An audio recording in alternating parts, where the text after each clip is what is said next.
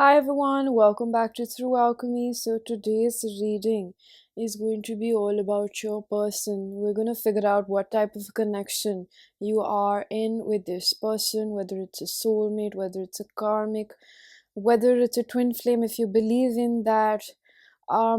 Basically, we're going to dive deep into this reading with a little bit of flexibility and open-mindedness. We're not going to stick to too many labels. I want this reading to be more informative in the sense it helps you understand and navigate your way through this specific phase and contract that you share with this person. So we're going to see what type of a connection spirit tells us this is. Why is it there in your life? How can you navigate your way through it? We can also find out what would be the future, where it can possibly go. Over here, we're going to practice more of free will and also simultaneously figure out what you may be seeking from this connection that you're not aware of. Okay, so we have 4 piles from the left to right. Pause if you need a little longer.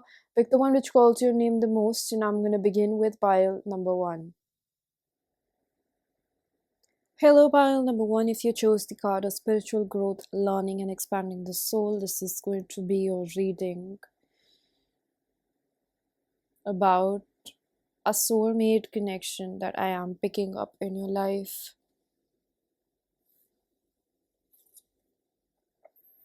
So I have a few pre-shuffle cards. We're going to see what is Spirit giving us. Crown, gains, right use of power.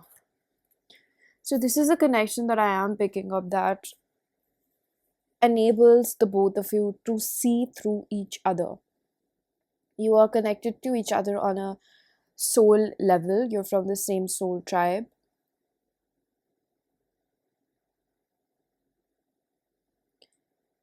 And I pick up that you have the ability to understand each other beyond the way you project yourself to be in the world. It's almost like we all have a persona that we create and we show, and we don't easily show who we really are. And over here, I think it's a lot about, there's that Japanese quote where there's like you have 3 faces: the one that we show to the mass public, the one that we show to our close ones, and the one that we really are and you don't show to anyone. That's what I'm picking up. And this connection almost enables the both of you to see who you really are at the core, the side of you that you don't like to show to anyone, almost. Something that maybe people that live with you see who you really are. So it includes your temperaments, it includes your aggression, it includes your moods, it includes who you really are at your heart, it includes that vulnerability. It's intimacy at its best. And over here, I think that the both of you have dealt with a lot of people that have taken advantage of you at a very young age. You had very tender hearts, but somewhere all those betrayals, manipulation, tricks have created very strong defenses and walls around you. So you find it really difficult to lower them down. So over here, this person is over here to teach you how to heal. Honestly, this triggers you to the max because this person cares about you at the end of the day. This person is someone that on a spiritual level is solely for the purpose of helping you heal. It's like what they say, defenses are because of trauma, but boundaries are because of healing. So you're learning how to put healthier boundaries so that you don't, it's almost like intuition, like you're learning how to quickly and impactfully act upon what your body is telling you, and your body and your intuition is telling you that, hey, see, because the mind can be easily fooled sometimes, but the body remains true to what it is. It's complex, okay, but it's like when you start, I'm hearing disassociation, so that is disconnect between the body and the mind, because the body carries a lot of trauma. But when we start connecting with our body again, our intuition becomes stronger, because bodily sensations are information or communicators that this situation is good or this situation is bad, in terms of happy feelings, in terms of sad feelings or uncomfortable feelings, right? So I'm going to read about it from the guidebook, and this says the keywords are leadership, responsibility, accountability, and right use of power. True power is stewarded wisely, for it is given from the divine and not from the ego. In all your relations, the greatest beauty is when power is shared. If you are in a higher position, it's important to be kind and respectful. Can you let go of your need to rescue others? Can you forgive without condoning and keeping your dignity when challenged? Will you be accountable to change or make amends? You want to be on the top, the best, the most effective. I said accepted, the most beloved. You may discover that your deep desire to help other is disguising the underpinnings of this complex game. Power and all it entails can be both dangerous and productive, destructive and redemptive. So it's almost like maybe in the past you both had some sort of savior complex, or you actually were seeking that from yourself, like oversharing, not being able to control yourself, having loose boundaries, begging people to stay, being criticized. A lot of it is something that is mirrored over here. A lot of it are the traits of being or feeling helpless, I'd rather say, over here. A lot of it that you experienced in your past, in your childhood, were things that you felt like you need to do this, like kicking the back door to get your needs met. It's like begging, trying to fix the other person, begging for someone to stay, feeling fearful of them leaving you, even if you see that they're not the best. All these things that come out of a fear of abandonment because you are yourself looking for help and you think saving this person will help me in some shape or form. It's like if you watch Friends, there was this episode about selfless good deeds between Phoebe and Joey was arguing that there are no selfless good deeds, and Phoebe was like, there are. So over here, there's something about that. It's like we are aware of the fact that we may have thought, okay, let's cut that out. We may have thought that we're doing this because we really love them, but we didn't realize we're doing this because we are feeling needy. We're feeling like this is the best we can do almost, okay? So I have this card, we have renewal. Again, all these cards really talk about a specific situation in your life that is over here to actually rescue you from a victim mentality. A thought pattern. I think I mentioned this is a soulmate connection that I pick up over here. For a few of you, it is possible that this is also twin flame, but I would rather keep it on the soulmate level. Makes me wonder if you are someone that is being too attached or is attaching yourself too much to the twin flame label. Because soulmates also have telepathy. And I am not invalidating if you believe somebody is your twin flame, okay? So we have the card of realizations. We have the card of engagement. I want to put it here. We have backfired. And we have self-love. So engagement over here, I know what you can think of it, but I want to tell you this is about engaging with someone. That's what I pick up over here with the backfired and realizations and self-love. So here we're talking about, these are chakra cards. So the yellow is solar plexus, the blue is throat, and the red is root. Engagement means we're engaging with someone because we feel the need of it. The root chakra talks about insecurity within self, survival mode, fighting to just make ends meet or needs met, excuse me. And backfired means that where you were thinking that this is how my needs are going to be met, it didn't happen because that person reflected a parental wound. If you're a man, it reflected a woman's archetype, specifically your mother, how she used to behave with you. And if you're a woman, it reflected your father's archetype, how he used to behave with you. So this can turn out to be a fear, a deep engraved fear of men or women, respectively. So it gives me that you are someone that through this connection is learning that not all men are same or not all women are the same, and what you merely see is just a projection of yourself. That's what I'm picking up over here. There's also like this person behaves in the exact manner that you need for you to face your issues. It's almost like if you are used to distance, or that's something that you've been given, like for example silent treatment. That person embodies a certain silence to them. They're very cloaked. They don't really talk about things, or they don't let you know how they feel about you, or they don't confess their feelings for you. And on the other end, if you're used to someone that is very nitpicky, very criticizing of you, you're meeting someone that is very nitpicky, they're not satisfied with how you are. Instead of both parties over here not liking what they see, still accepting it, because that's what you really, really, really deep down feel. This is what you deserve, and this is the kind of person that I want to save. This is the kind of person that if they do, or if they do accept me and they change, it will heal something from my past. So this is kind of like we're going in the loop of attracting the same kind of people in our lives, because we feel like there's a wound. Okay, oh, cards are just not coming in my hand. Passion,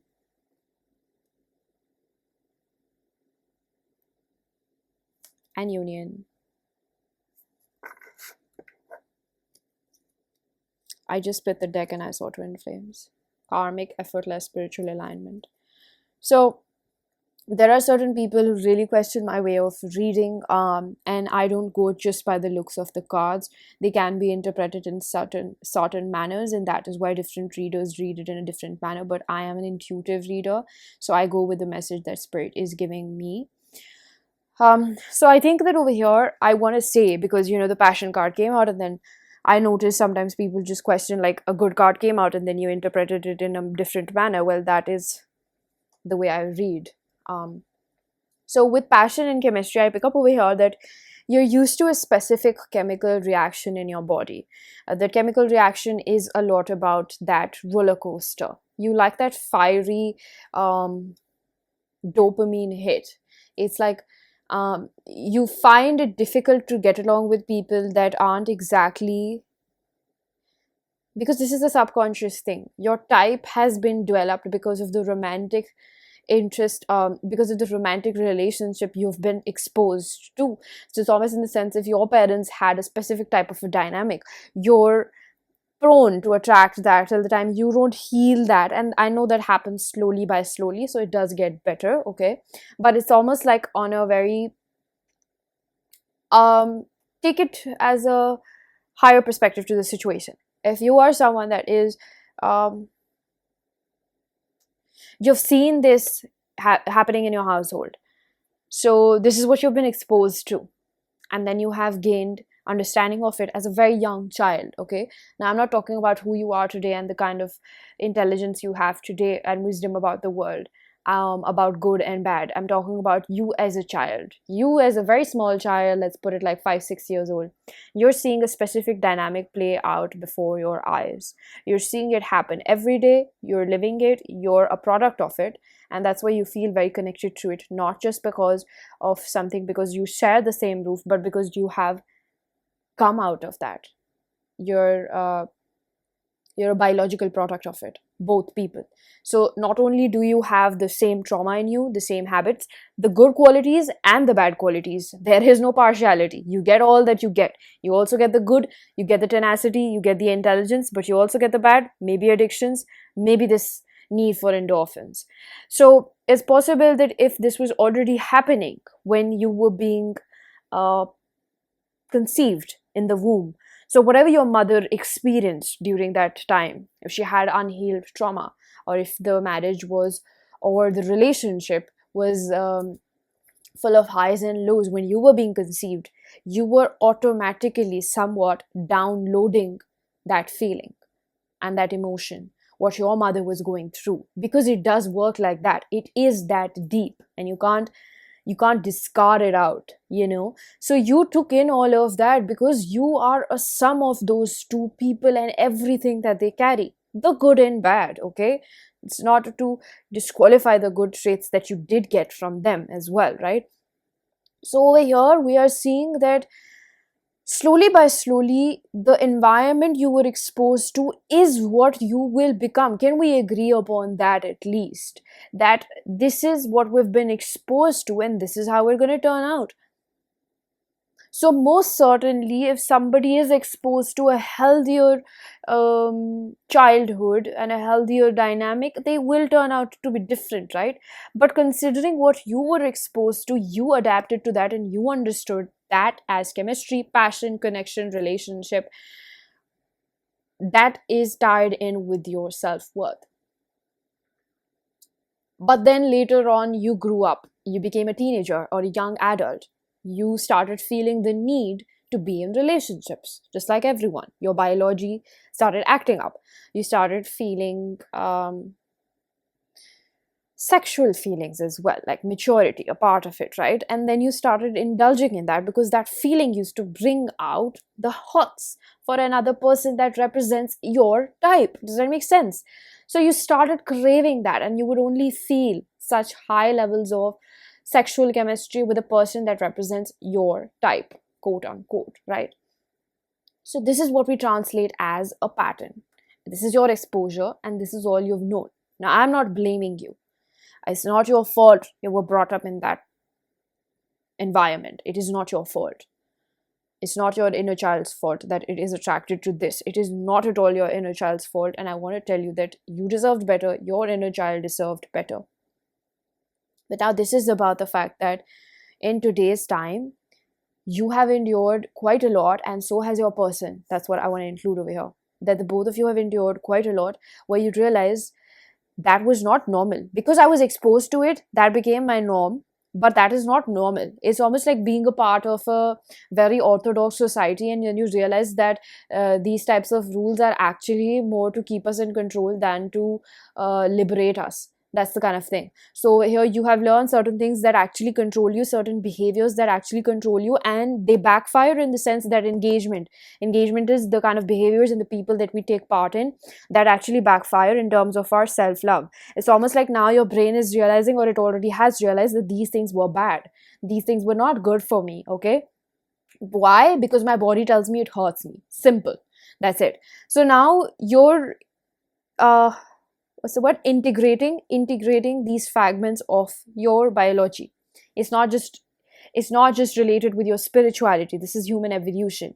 Right now your evolution is demanding for you to change and adapt to a new sense of being. So you asking for growth, you asking for true love, you asking to experience something that really, you asking to experience somebody that really takes care of you, requires for you to also learn to understand this is wrong.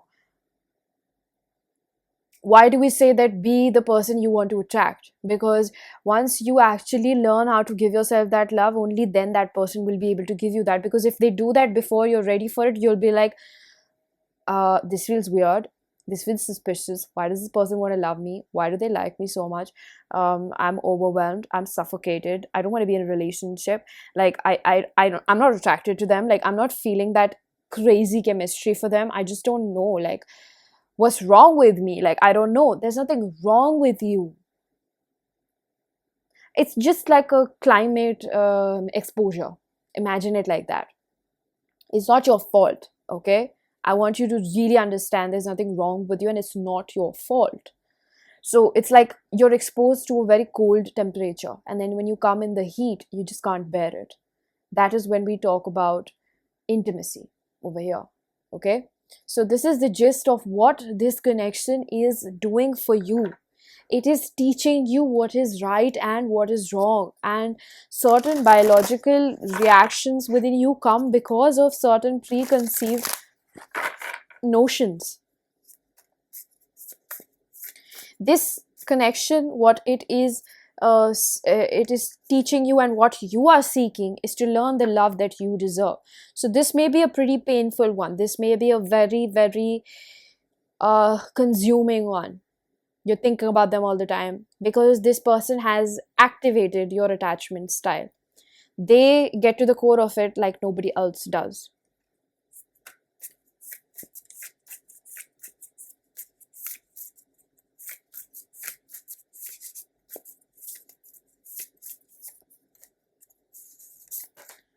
We have Pisces. Pisces is all about the subconscious. Amazing card.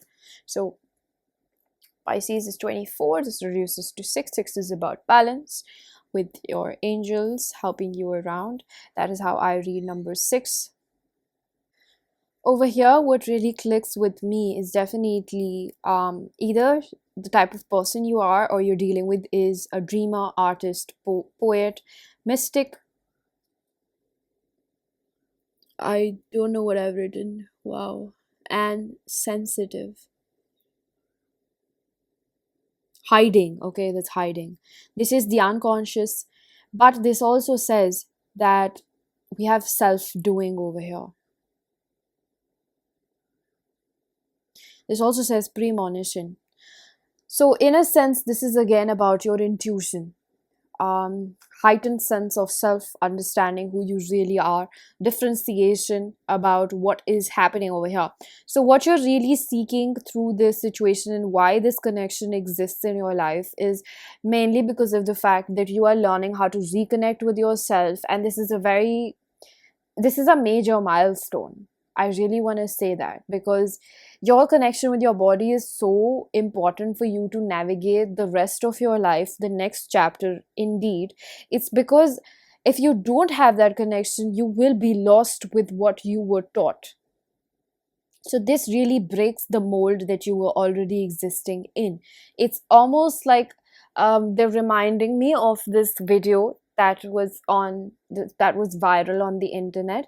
It was about what trauma does to you, and this was about probably a baby bear that had grown in a zoo. So it had given a little bit of a cubicle area because they're literally um, put as for displays, right? So that bear probably grew up roaming around in the same small cubicle in circles and circles and circles. So when that bear grew up, it became an adult, right? It was rescued from the zoo. And then that bear was in the forest. That bear was still circling in a cubicle, circle, circle, circle, because the mind was trapped. The mind did not recognize that we're finally out. The mind could not recognize because the mind was brought up in that place. That is what trauma does to you. The trauma keeps you stuck, caged in what you think you should be. This is your person who is coming in on a spiritual level, coming in and almost like tapping you, just tapping you. You know how we play tag, like that game tag? It's like this person is playing tag and this person comes in to just awaken you that you don't have to do this. You don't have to keep roaming. You don't have to keep roaming around in circles.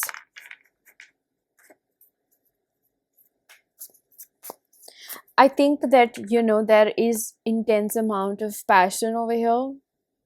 But in terms of the future, I do think that this connection remains just to solve this chapter in your life.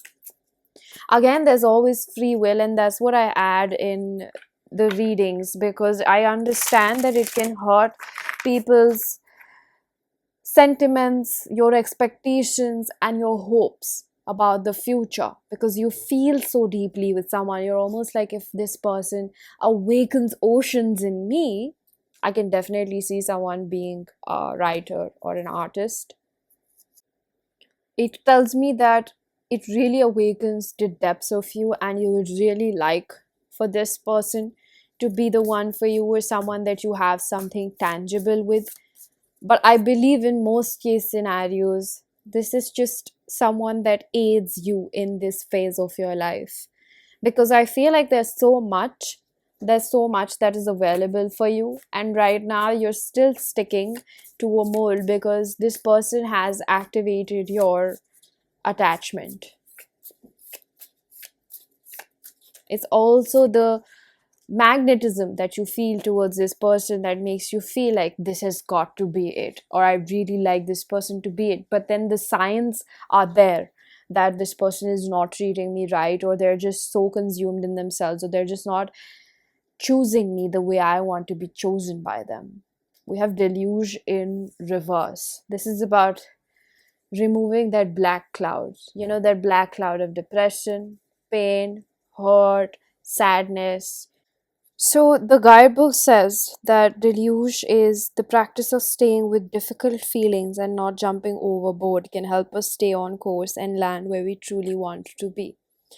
So in order to reach the place or the person we want to become, I'm hearing that song, The Future by Billie Eilish. That's my favorite songs right now.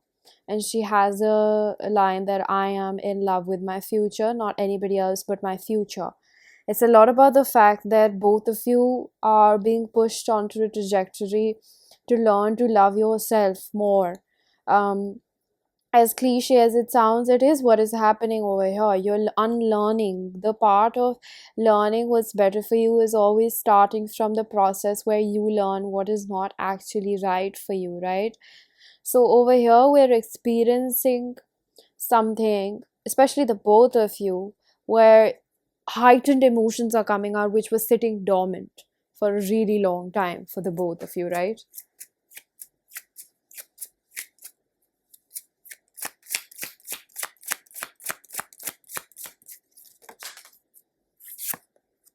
We have dating queen in reverse. This is opportunities, dates, and abundance. So, pile number one, this is not easy to accept. Um, and I really want to say that you are very, very brave, and there is nothing wrong with you, okay? There's nothing wrong with you just because you were taught something wrong. Does that make sense? There's nothing wrong with you. You are an excellent student of life, okay? You learned, you're unlearning, and you're going to continue to learn, not for anybody else, but for yourself. And that is commendable. Your discipline and your, what's that word, spirit? Your responsibility towards yourself is what I feel like you really deserve a pat on your back, because you're doing what is very hard for people. A lot of people want to just remain like the bear. They want to settle down in a toxic relationship. You deserve love. It's There's nothing wrong in wanting to be in a relationship, wanting to be a lover girl, lover boy. There's nothing wrong in that. You just have figured out that the kind of people that you were wanting was coming in because of something that you internalized and you learned. The biggest reason or the milestone why you're hitting and you've reached this person is because you were committed to outgrow what you were taught. You don't want to end up like your parents or the example that you have in front of you, and you won't. This is nothing to degrade them.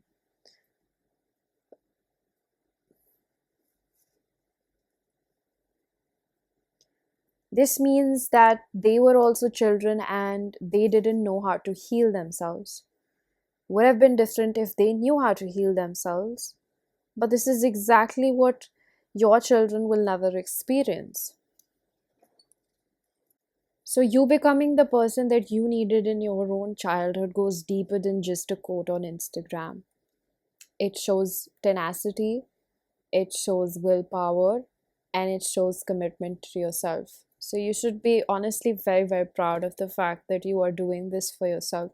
And attracting this soulmate in your life is a physical proof of the fact you are doing that work. It may be difficult, you may be crying, you just may be hurting, you may be crying, you may trip down, but I see you not giving up on yourself. That is literally the best thing you can do for yourself, because if you really think about it, you learned it from someone who was not able to love themselves. And it's possible that I pick up on your desire to really procreate with someone that you have a healthy relationship, because then your children are also going to learn through you. They're going to see the way you treat yourself and the way your partner treats you, whether you're a man or a woman. We live by example. They weren't sitting and teaching you that this is how I'm going to treat your father, or this is how I'm going to treat your mother, and this is how you should be in a relationship. They were never feeding that bullshit in your head.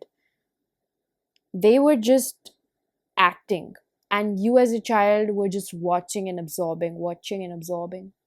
And because you have absorbed so much of it, today it results in the way you operate and you feel about yourself.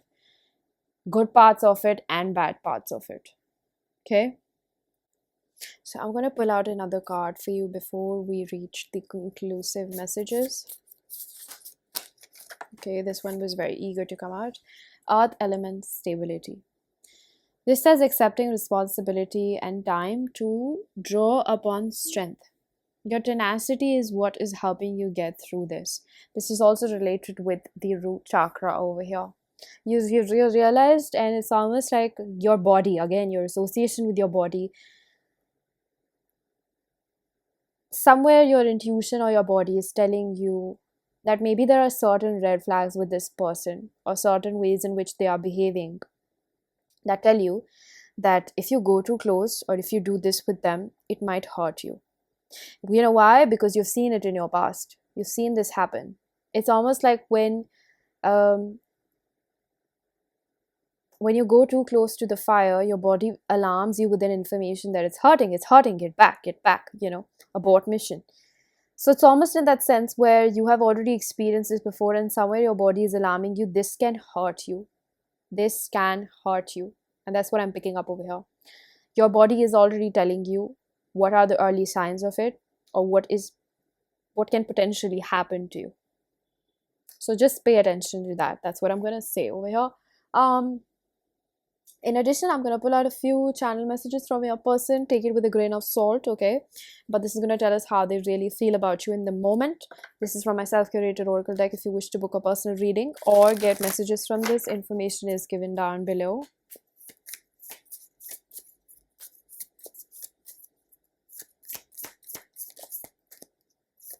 So we have, I've tried to forget you, but there's no one like you. I think that's a reciprocated mutual energy.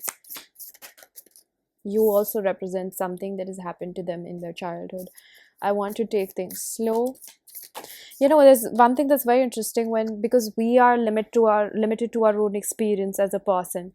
We can't understand how the other person is experiencing us. Sometimes we're very oblivious because we're also very caught up in how we're feeling around them or how life is treating us. So there's something that you can't understand possibly how you're triggering this person, but you are to a very deep level. So I dropped a card which says, I know there's something worth exploring here. I think that's what, I'm hearing that song. Every time I try to leave, something keeps pulling me back, telling me I need you in my life.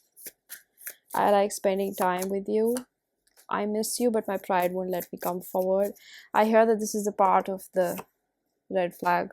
I have not released the past from my heart, and I wish my worthiness in the future. This is what I want to tell you and your person. There's nothing wrong with you. Okay?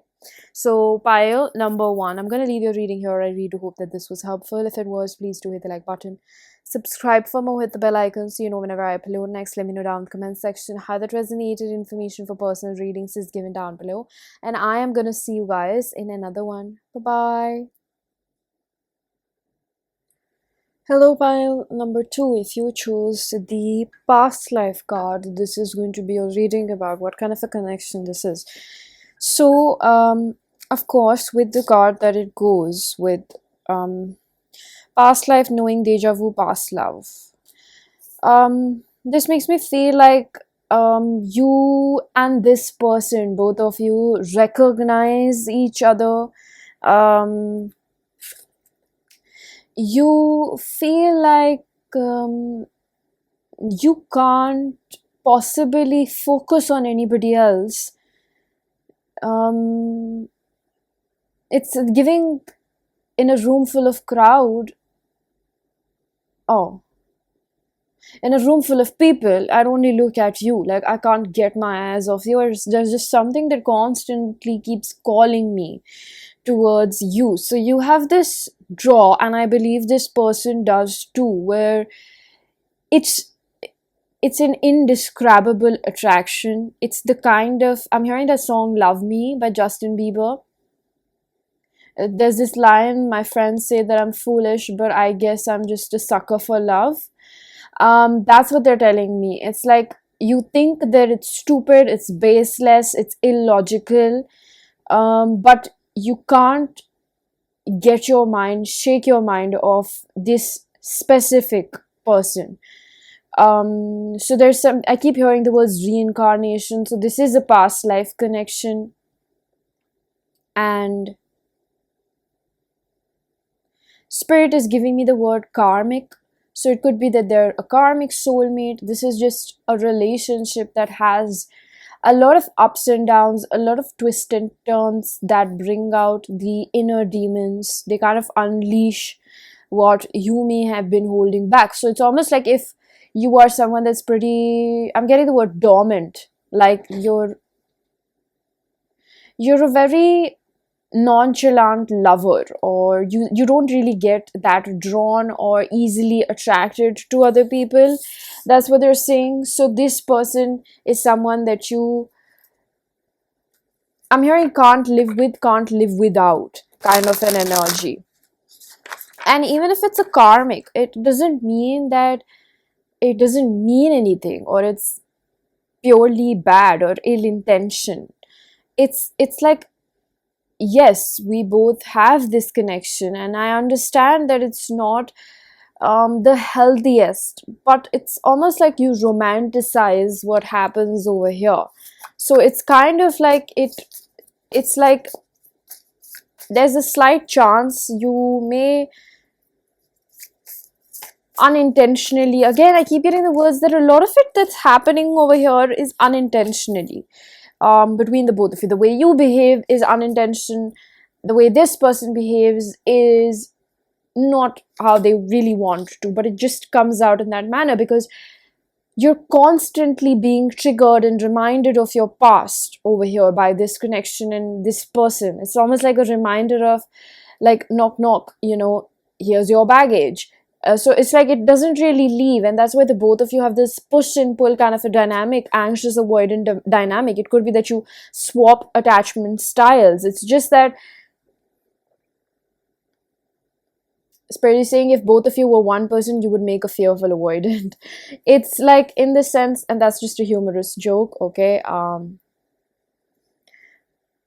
I feel like this is a connection where you find yourself, and if you, I would suggest that remove the karmic denotion from your mind for a bit and listen to what the reading actually has to offer you,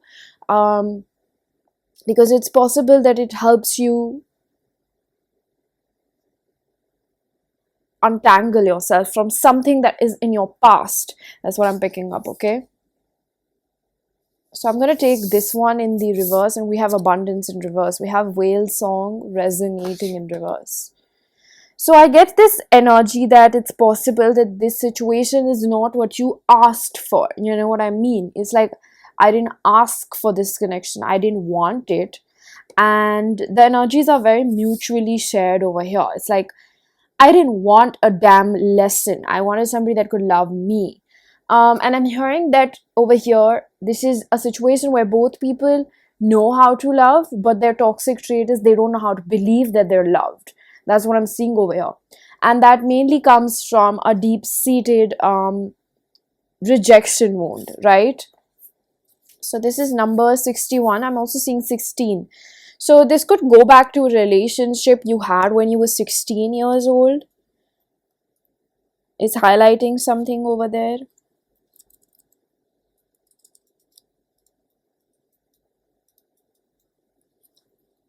So I'm going to read about this from the guidebook so you can exactly hear what the guidebook says, apart from my interpretation of it with your situation. So the keywords of whale song are remembering, harmonizing, and resonating. Like a whale song that pleads for simple notes to be matched by another, you have a short time to capture this essence, let it resonate in a way that is potentially transformative, but only if you don't turn away. There's a sense of wow, this says deja vu. There's a sense of deja vu that you've visited this place, these feelings, this person before, and you know this is a new opportunity dance has come around again. Sometimes you may forget the moments of your humanity, your truest desires, because you've become so earthbound and calculating, striving and doing. You're so overstimulated by the chase, and what you're exposed to, that you forget your heart. I said now, so it's almost like there's this feeling that you're connecting to something multidimensional, the both of you, and it's making you realign with what you truly want. So it's almost like this connection, um, again, remove the karmic denotion. What is it doing here? What is the purpose? If that's what you're asking for and you want a deeper meaning, if you really want to think about it in a more, I'd rather say, soul resonating manner, in a more philosophical manner, because all of us time to time become very logical, calculative, and strategic about our moves, because that's how we see the world works, and we feel like we have to become like that in order to protect ourselves and strive for the best that we can get, right? So this situation is almost like a reminder of where, with Abundance in Reverse and the Whale song, it's like your connection with this person aims for you to break down your situation at hand, your path at hand. It's almost like a pit stop. You're on a road trip and you're with a couple of friends over there in a car, you're carpooling. And you take that pit stop and you go to the closest gas station, or you go to a 7-Eleven, or you go to, a shop. And imagine yourself getting off that car. Everybody else is automatically going to the toilet. Somebody's filling up the gas. Somebody's going to get snacks. You are the one that goes on the side. You goddamn sit down on a rock. You're sitting there. I don't know. You pull out a cigarette or something. That's the kind of scenario spirit is giving me. Or even if you don't smoke, you pull out your earphones. You put on a music. And you heard that song "Let Her Go." So it's almost like you're in this melancholy of life, and you're just thinking about, like, all of these people are just doing whatever they're doing, but then there's you, and you're sitting on the side, and it's a metaphor for the situation that is at hand with your person. It's making you reflect on the things that you were doing in an autopilot mode. You're doing all the things that your body craves. Those people, they're going to the washroom because their body needs to use it. They're going to buy a few snacks because their body needs it. The metaphor over here is that we're doing things to please our vessel. But you, on the other hand, are sitting in not a timeout, but you're getting this advantage that a lot of people don't get, to step out of what is happening, so to speak, out of the matrix. Honestly, I hate using that word ever since, like, it's being glamorized by Andrew Tate. I think it just takes the seriousness off it. I hear his voice every time. But anyways, it's like you're getting a chance to really step out of the norm, in a sense, and think about, like, hey, you know what does this situation talk about me? What defines me? It's like you're reconnecting with your own self, in a sense, and you're thinking about a lot of things that you were probably doing just because you felt like you should be doing that. Like, you didn't think too much about it. You're just doing what has been taught, or you're just observing around yourself and you're doing the best you understand. But this situation at hand brings in a tremor of an earthquake, almost like. It's like this is like a little bit of shake up. It makes you feel something more. You snap out of reality of what is already happening, and you step back and you think about, like, is that what you need? And your friends come back from the grocery store or the supermarket or the gas station. Everybody's refueled, recharged, whatever they had to do. And they ask you, like, what do you need? And you're like, I think I just need a bottle of water. And I think that this situation is just minimizing itself to what do you really need, not there's a difference between wants and needs, right? So it's almost like, what do you really need as a person? And you realized, I don't really need to munch on things just because we're on a road trip, quote unquote, or I don't really need all of that. Like, necessities are important, I know. Don't try to go too much in the details and practicality of it. Try to understand the example that I'm trying to give you through spirit, okay? So you're kind of like, okay, I think I'm full and I don't really need to pee. And I think I just need a bottle of water because like I just want to keep myself hydrated. That's it. So this situation is highlighting certain things that may have gone, like they may have cooked up something in your head about what you think you need. It's almost like maybe if it's about superficial relationships, you're thinking too much about your other person's appearance. You're thinking about your appearance as well, because if you're so finicky about somebody's appearance over their personality, it does symbolize some sort of, I'm getting the word unnatural tendency. It's like artificial mating. It's not a natural compatibility that you're looking for. You're looking for something that makes you look good. Does that make sense?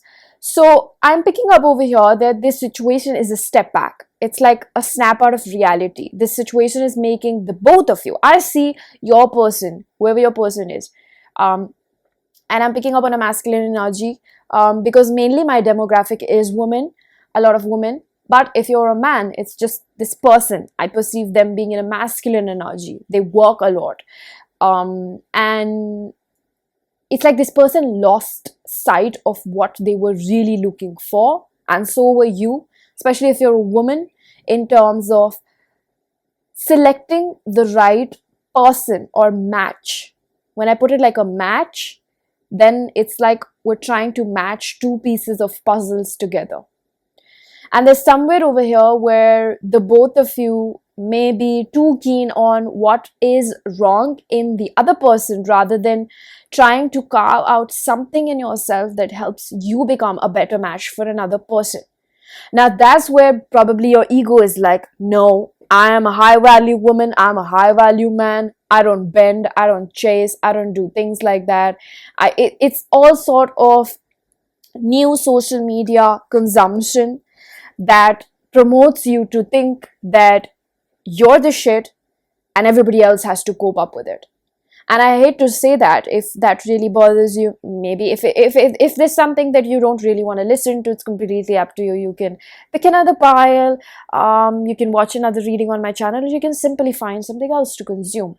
Just because it doesn't sit well with you, it doesn't mean that that information is wrong. You know what that means? So it's almost in the sense where we are learning how to not force compatibility. Somewhere it's important for us to modify ourselves in a better version of ourselves so that we can also be a suitable, desirable match for somebody else. It's not always about me, and you gotta work your ass off so that I can fit you in my life. No. If you are genuinely looking for somebody to care about you, they deserve the same reciprocation that you are so highly expecting from them. So over here, this situation is somewhere where you're learning how to become a better version of yourself. And if I just had said that you're becoming a better version of yourself, you wouldn't be able to understand what I'm trying to break down here with spirit, right? So the navigation through this example, I had to walk you through this example to make you understand that this situation is not just about you becoming a better version of yourself. This is about you becoming a more flexible, a more maturer, less rigid, version of yourself, because a real relationship, the one that you really desire in your life, will require a lot of ups and downs, a lot of forgiveness, a lot of flexibility, especially flexibility of your mind. It will require a lot of flexibility for you to be able to handle situations or the curveballs that life throws at you, instead of just being like, no, the situation is so difficult with this person, I wonder if they're right for me or not. I'm not talking about sticking in a toxic situation that is mentally, physically, or sexually, or emotionally, psychologically, or spiritually abusive for you. There is a thin line. But learning how to be with someone walking hand in hand is very difficult. Supposedly you're someone that's looking to be in a marriage. You can't just have a fight in the morning and then message that person, I want to break up with you, and then just be like, I'm done. And then the next day your anger has tempered down, and then you're like, oh, I may have overreacted. You know what I mean? It's like we're Spirit is training you for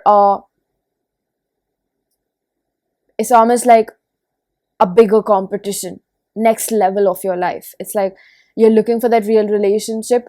It's training you how to be in a real relationship, how you're going to be in that. And the key over here, again, to narrow it down, means that we're learning how to become that version of ourselves so we can also attract that person. This is something that we might all agree upon, right? That we have to become that person and then we'll be able to attract that. So till the time you're just not budging on the fact that you need work. Oh, I feel like I'm calling somebody out. I do that with the utmost compassion, but sometimes I feel like it's just how the message is supposed to come out, okay? So it's almost like it's if you're just not budging, or if you're not willing to take accountability for where you lack and you may unintentionally hurt someone or you lack understanding,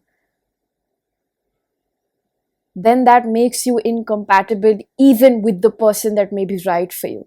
I hope that really makes sense over here, okay? So I want to ask, what are you seeking through this connection with this person? That was the bigger picture, okay? That is almost like we're being introduced to what is this connection really teaching us, okay? So now I'm going to ask, what are you seeking through this connection? If you heard the introduction, I mentioned a few particulars that we're going to be looking over to have information about this situation.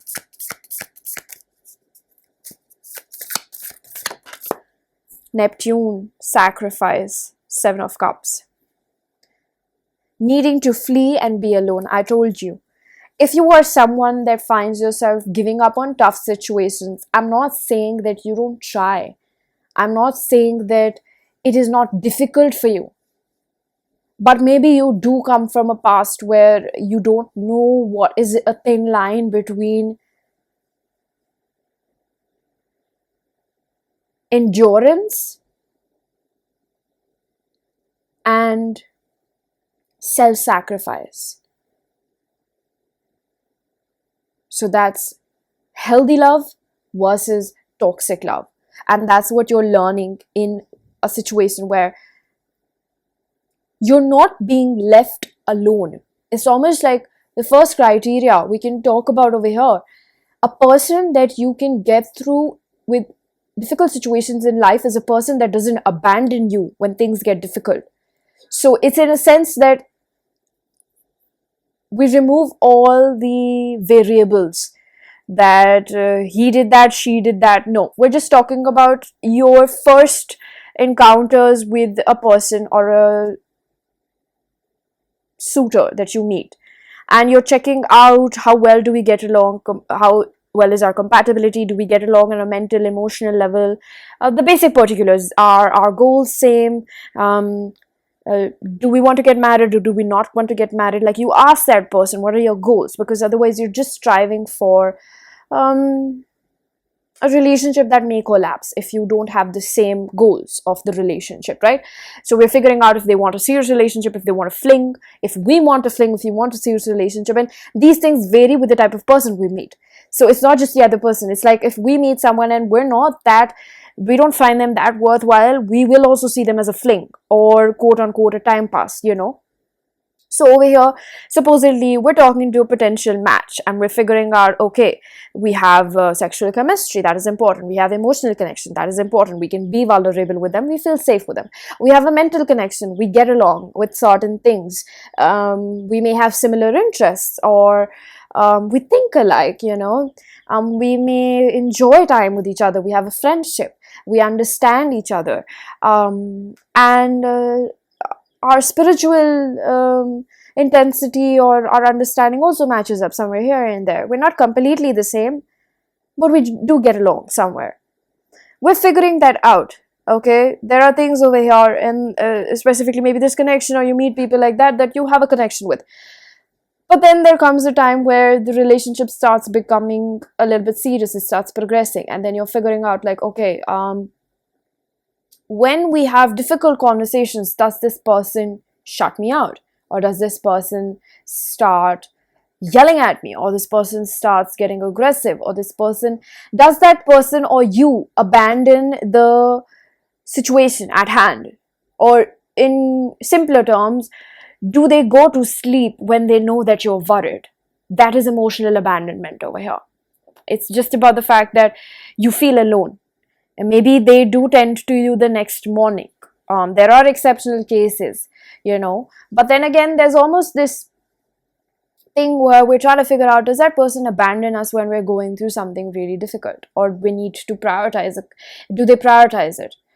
So that's where we are learning over here. What is the true difference between endurance and almost like self-sacrificing and tolerance? We're just tolerating a person. We're just tolerating, and we're thinking that we're enduring. We're thinking that, they may turn into the person that we met before, or they may come back to the person that they were in the honeymoon phase, or the first 2, 3, 4 weeks of the relationship. I think I'm really hitting home for somebody over here. This may be a very complex thing because I just spoke about 10 things over here in one go, right? And that's what we're narrowing down. Neptune is illusionary. We're trying to break down illusions. If you are someone that is attracting a lot of karmic lessons, you best believe that you know that there is a divine partner for you. There is someone that is for you.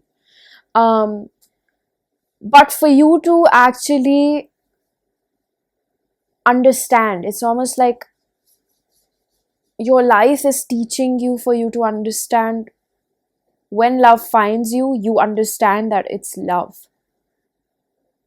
See, it says real versus fake. I didn't read it. It says self-destruction and self-sabotage.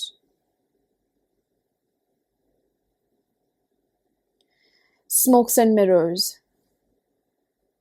Emotional games. This talks about stunted emotional growth, basically. This talks about that. That's what we're trying to figure out over here. That is the sole purpose of this connection. It is helping you figure out what love is and what love is not. It's learning to detach your self-worth. And I completely understand this is difficult. This is very difficult. But it's not impossible. That's what I want to say. It's not impossible. So in terms of what you're seeking, what your soul is seeking, it is this that I have just said. So if it was a lot of information, I would recommend you to watch this again whenever you feel ready, because it will help you re-navigate where you're going, what you're looking for. Because you have to, I can't force you, in fact, my bad.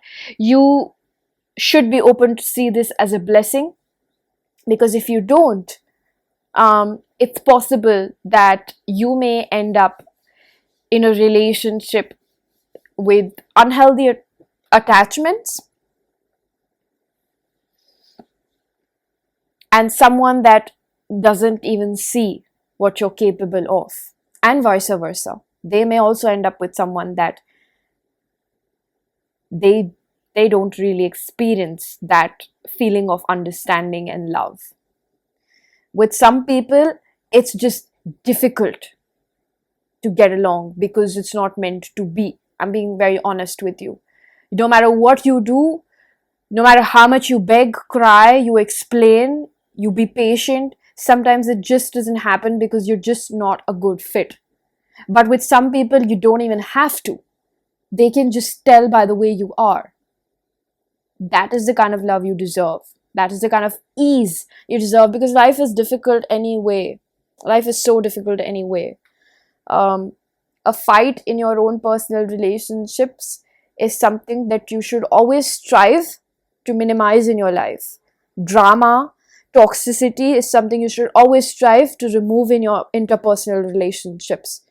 That is something that will really help you. And I'm not saying that as a podcast over here or superficial advice. I'm telling you this because every step of the way, when you decide that you still deserve better, it takes so much in you to recognize and to be able to move forward from it. And that is the discipline you have to keep reminding yourself, no matter how much you cry, no matter how much you beg. You just have to teach yourself, this is not good, child. This is not good. This may look good, this may feel like it's familiar, this may feel exciting, this may feel like a roller coaster, but it's not good. It's like a kid asking for ice cream again and again, and the parent understands it's not good, so the kid may cry, throw tantrums, but it's like the parent knows this is not going to be good. That's how you got to be with yourself.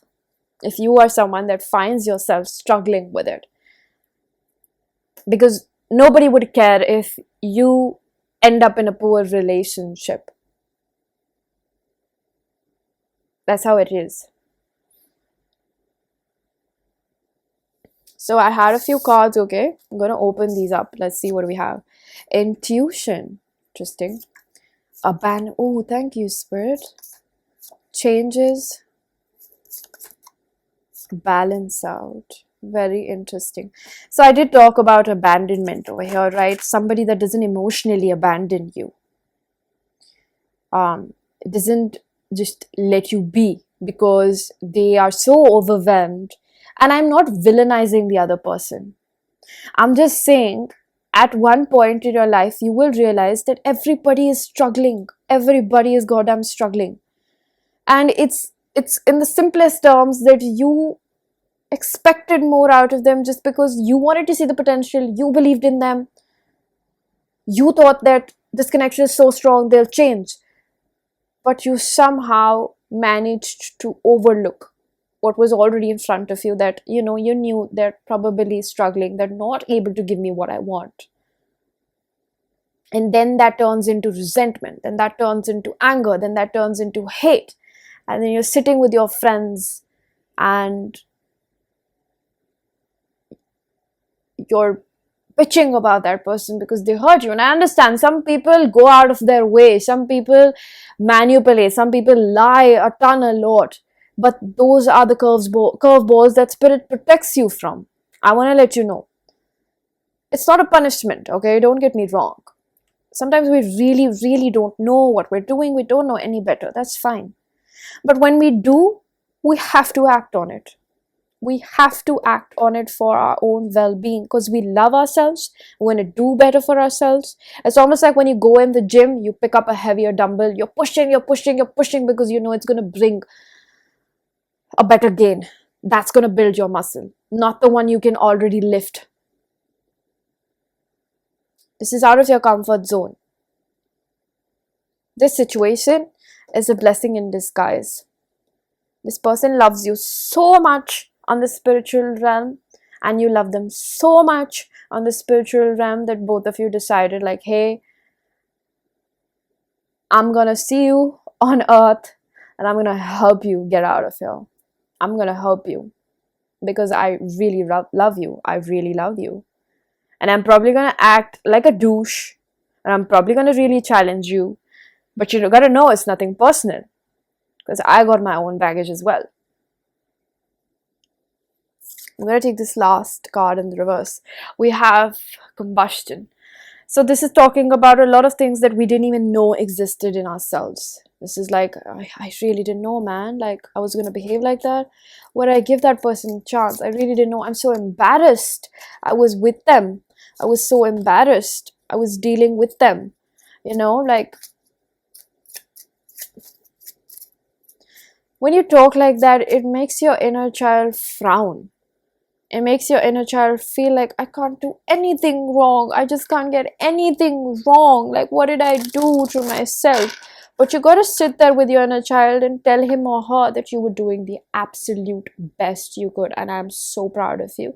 Even if it took you 2, 3, 7, 8, 20, 100 times to get out of it, I know that you were struggling. And we always pull through. We always pull through. You don't deserve to criticize yourself when you're literally trying your goddamn best in life. The world out there, the world's job is to criticize you, pull you down. Don't turn against yourself. Let the world do their job. Your job is to be kind to yourself at any given moment in your life. Don't be talking shit about yourself. There's enough people to do that. Why don't you pick up another job that is to accept yourself for who you are? Okay?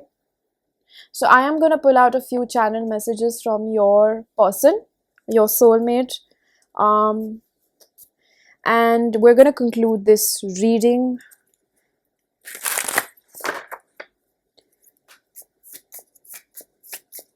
Let's see, what do we have? This is my self-curated oracle deck. If you wish to book a personal reading, information is given down below. I am passive because I don't think I can make it happen for myself. So this person struggles with confidence. I keep tabs on you secretly.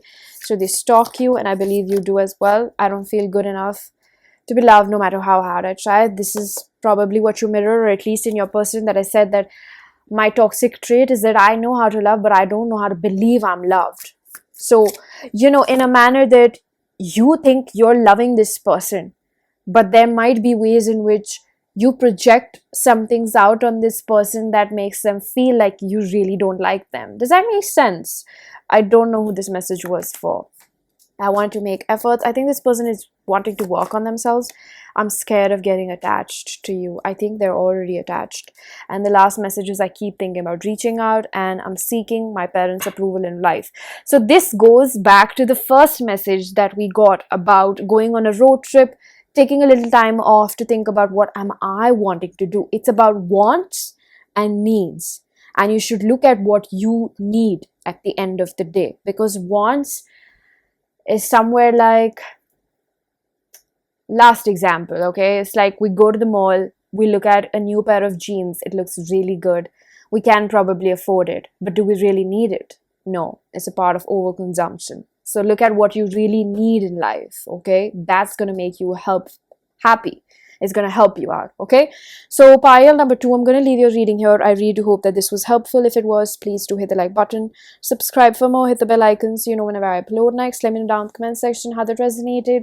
Information for personal readings is given down below, and I am going to see you guys in another one. Bye-bye.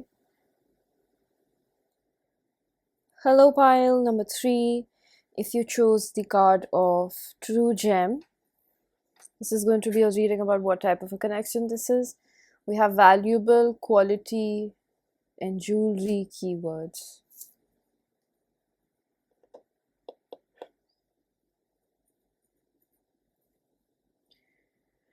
So it seems like this is a connection that I hear from Spirit that is based off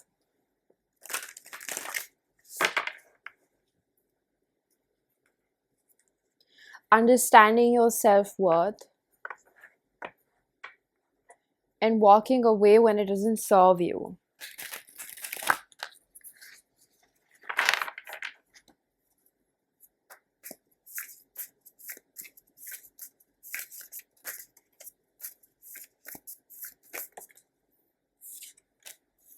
We have Neptune. I had this in another pile as well. So if you choose another pile and this card showed up over there, I don't remember which pile it was.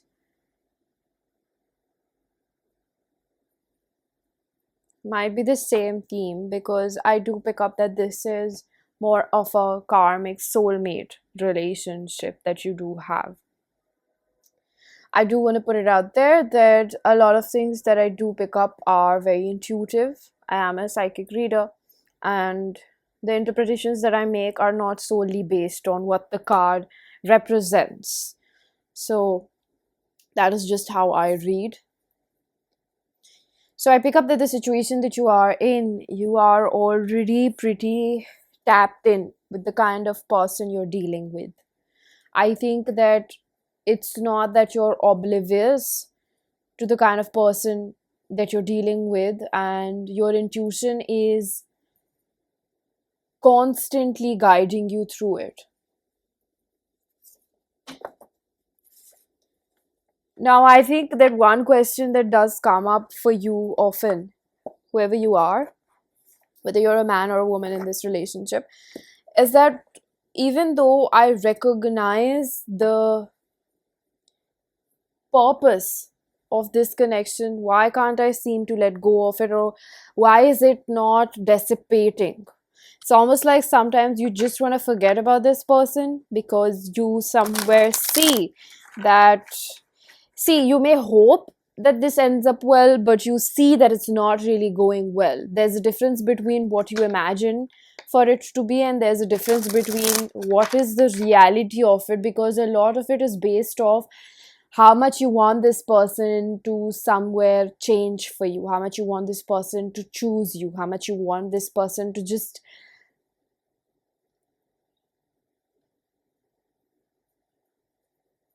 choose you. I really hear that word. It's like if this person tends to show up for you, if they change for you something from your past, it means that something with your inner child will feel rescued and relieved. You're looking for something externally to validate how worthy you are, when in reality, the whole play over here, I wonder if you are someone that is psychic and goes through warfare. In a sense that, now this is a little deeper than I expected for it to turn out to be. I want to start off by saying, like, as a mystic, and I'm talking about you, as a mystic or as a healer or a person that has some sort of psychic gift or a supernatural ability, I'm also hearing strong clairaudience. A lot of times, our own inner guidance helps us overcome our fears. So, supposedly, spiritual warfare, in a sense, and don't take everything that I say too closely to your heart or literally, because I'm trying to express um, a perspective over here. So, spiritual warfare, in a sense, affects our mental health so much when there is already a wound inside. So, if you are somebody that feels worthy, then no matter what an outsider says, if you are that self assured, it's not going to bother you. It's like a bullet that comes and it's not able to pierce through your skin. So a lot of what you hear, or probably a lot of in ways in which this advice or this psychic attack or whatever you like to call it, or just you giving into your fears,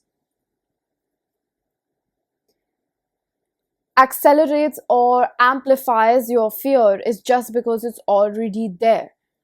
And maybe religion or your spirituality helps you at this point, or will help you overcome and fill in this void, because it's not easy as learn to love yourself where you can't love yourself. You have a number of sources out there that can give you the same advice that I am doing it, but the fact that really the breakdown of it is really how we understand how to apply this. So it means that there's a constant need for nursing a wound when it arises in our life. I've said this a lot of times before, because this is something that I experience with myself. That you visit a wound multiple times in your life. You keep visiting it. And it's as simple as they said that there's this quote, the light is where light gets in where the wound is. It's almost like there is a need for a break, a breakdown. There is a need for a crack. Almost like there are canopies in forests, that's where the light gets in. Even though from the surface level of it, it looks like, wow, there's so much greenery. But what about the small plants that are under the huge trees? The canopy helps sunlight reach them, because they also deserve a fighting chance. So this is almost like a metaphor for the things that you may have been focusing upon, and then this person brings in a new lesson, or you to revisit the same wound in the form of a new perspective or a lesson. You may have had a pattern of attracting the same kind of lesson again and again, not because you're not moving forward, because your purpose is to ultimately get to the depth of it. Here, what is required, pile number 3, is to turn your perspective around. Not to think of yourself as some dumb person who's not able to heal themselves, or feel like, oh, I'm just not able to get this right. Why do I keep falling into the same pattern? Because maybe you don't recognize how deep that pattern goes. Maybe it doesn't even limit to you, maybe it goes back to generations, and you're underestimating your ability to overcome this, but you're also underestimating how much you're actually able to overcome by now. If you want to match your progress, you should look at who gave you birth. So if you're a woman, you can look at your father figure as well, but the same gender helps a little bit better to put things in perspective. In a sense, if you're a man, look at how your father still struggles with things that you may be working on finding solutions for. If you're a woman, you're looking at your mother. You're working on things that she may have struggled finding solutions for. That is how you see your progression. Because you ultimately learned everything they had learned. That is a true mark of your progress, because it's very easy to look behind and be like, oh, I came from there. And if that gives you perspective, that's very good. But if you still need a larger perspective in consideration with what you're fighting, I think it's a generational pattern. Because there was another pile which had the same undertone, but there's a difference why there are two piles and they don't have the completely same message. So there's a reason why you were attracted to this reading, for you to understand that this is not just about you. This is not just within you. This has existed in a lot of people before you, especially from your lineage. We have Six of Wands, success. That's why I've been picking up on this energy. I don't mean it in a sense where I completely disregard your participation in this situation when I say that it's not just about you. I talk about it in a very holistic perspective, that this didn't just start with you. You're not the only one who had this emotional abandonment issue. This has been carried on from people to people to people to people. And in today's sense, when I talk about generations, it means literally 10,000s of people or 50,000s of people that have already been through this. And you underestimate how strong you are, that you're even able to get through this. For someone, I'm picking up that you're 20 years old, or you've been working on this for 20 years. You gotta give yourself credit. You really gotta give yourself credit. That's the first thing I want to say, because you're constantly looking at where you're not. You're imagining this as just one lifetime's work. Do you know how much that minimizes your strength? Do you know how much that minimizes... You know how they talk about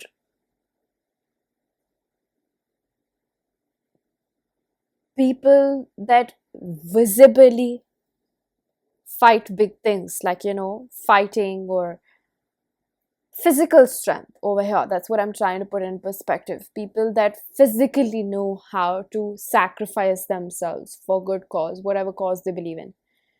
Over here, you're emotionally putting yourself through that, because you still have that option to give up on this and just live a somewhat, I'm really getting a mediocre, lazy life, but you're not wanting to do that. It's almost like I really want to bring in this perspective to offer you appreciation. I see you. I see what you're doing. It is very difficult.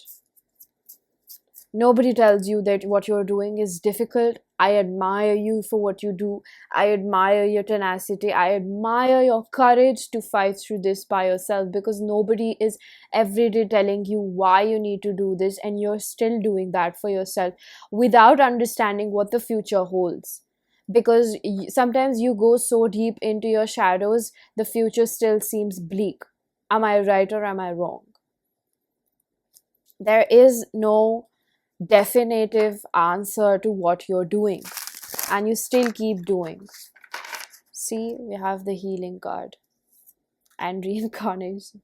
Do I need more confirmation that this is something that is being affected from lifetimes and lifetimes? This is not just a single, this is not just what happened to you through your parents. This is like a generational pattern that you're trying to heal, that you are healing. In fact, you're not trying, you're actually healing it. So I'm gonna take this card in the reverse. Memory. You have those moments, okay, when this fear comes up at such a high magnitude that, in a trigger warning, you may feel some sort of sense of suicidal thoughts, because sometimes it feels like you can't bear it. And I pick up people over here that have also put themselves through self-harm, because that is a feeling that you have when your body goes so numb that you just need something physical to help you feel alive. So, or that could just be about perhaps even escapism, substance issues, substance abuse. You're fighting through, you're not just doing one thing, pile number 3.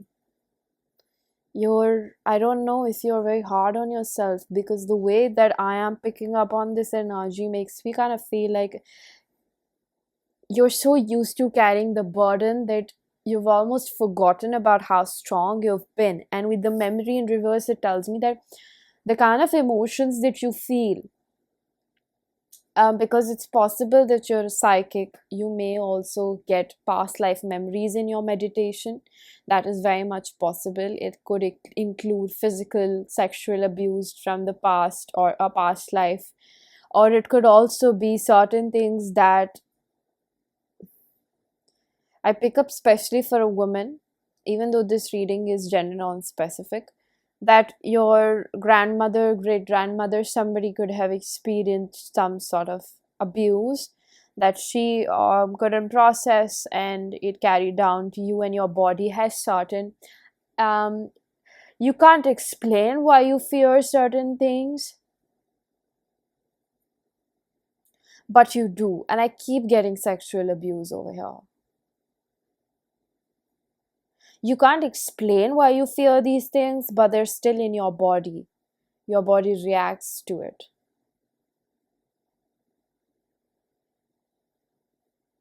Don't try to force implicate this message if it doesn't, but it is for somebody, okay? So it's possible that because of so much pain that you're carrying in your body, you don't remember where these feelings come from. Mind doesn't have a recognition or recollection of where this comes from, but the body can feel it. So that is your first sign that this is not just your inner child wound, this is a generational pattern. It feels very difficult, and there are a lot of moments when you hit complete rock bottom and you feel like all odds are against you.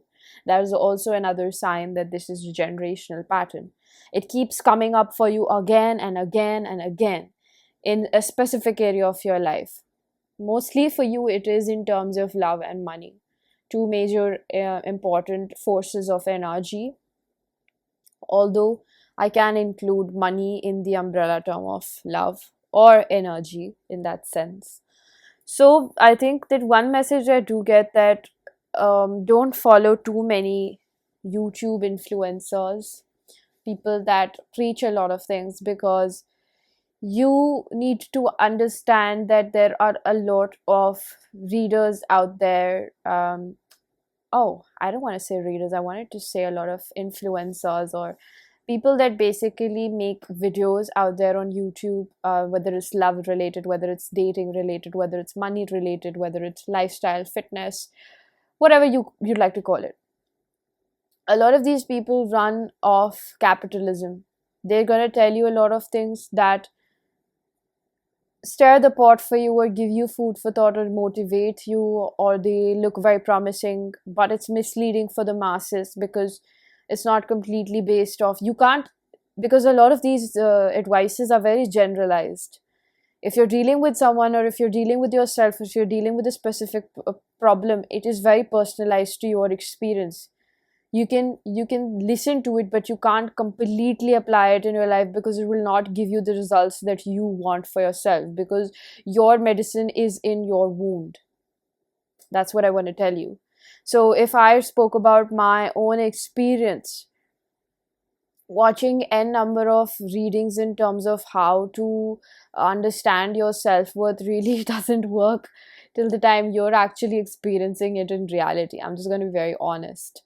um, you kind of learn through things with your own life experience, and then they turn into very like invaluable gems of wisdom.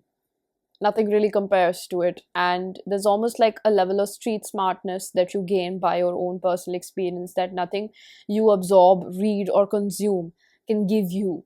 So trust that the path that you're on is actually giving you so much more knowledge than you think it could have if you just dodged it, or you didn't have to go through this, or if the cards you were given in life were any different or anything like that. I think that once you come out of this, which you will be able to see why it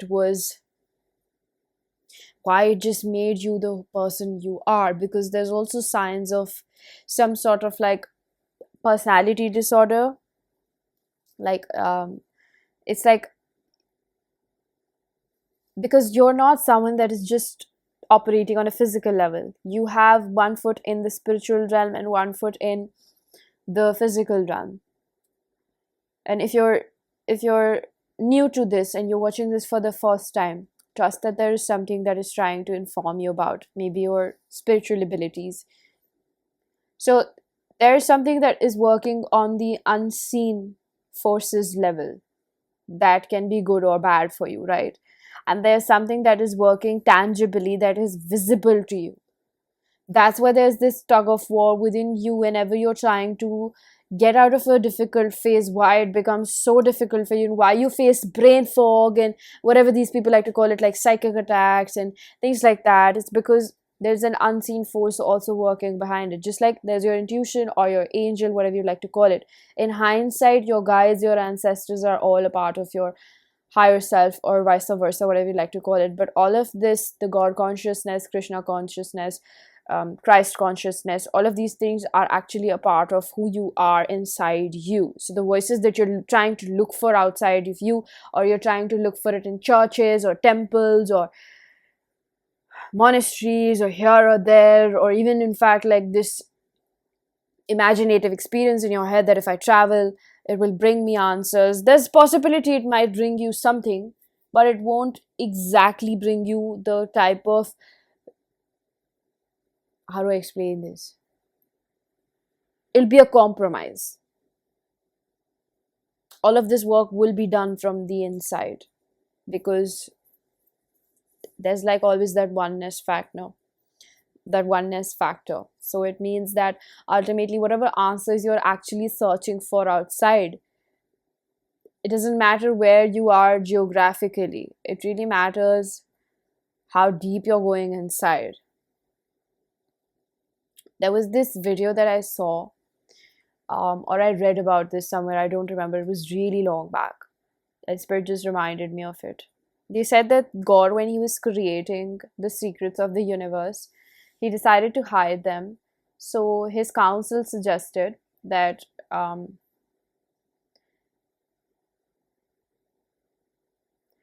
that they should hide it either at the top of the mountain. And God was like, mankind will climb through it. Then he was like, you should hide it in the depths of the ocean. They're like, mankind will find it. Then they were like, we should hide it in the hearts of mankind, because that's one place that they will never decide to really go. You know why? Because the deeper you get, the more you can feel life.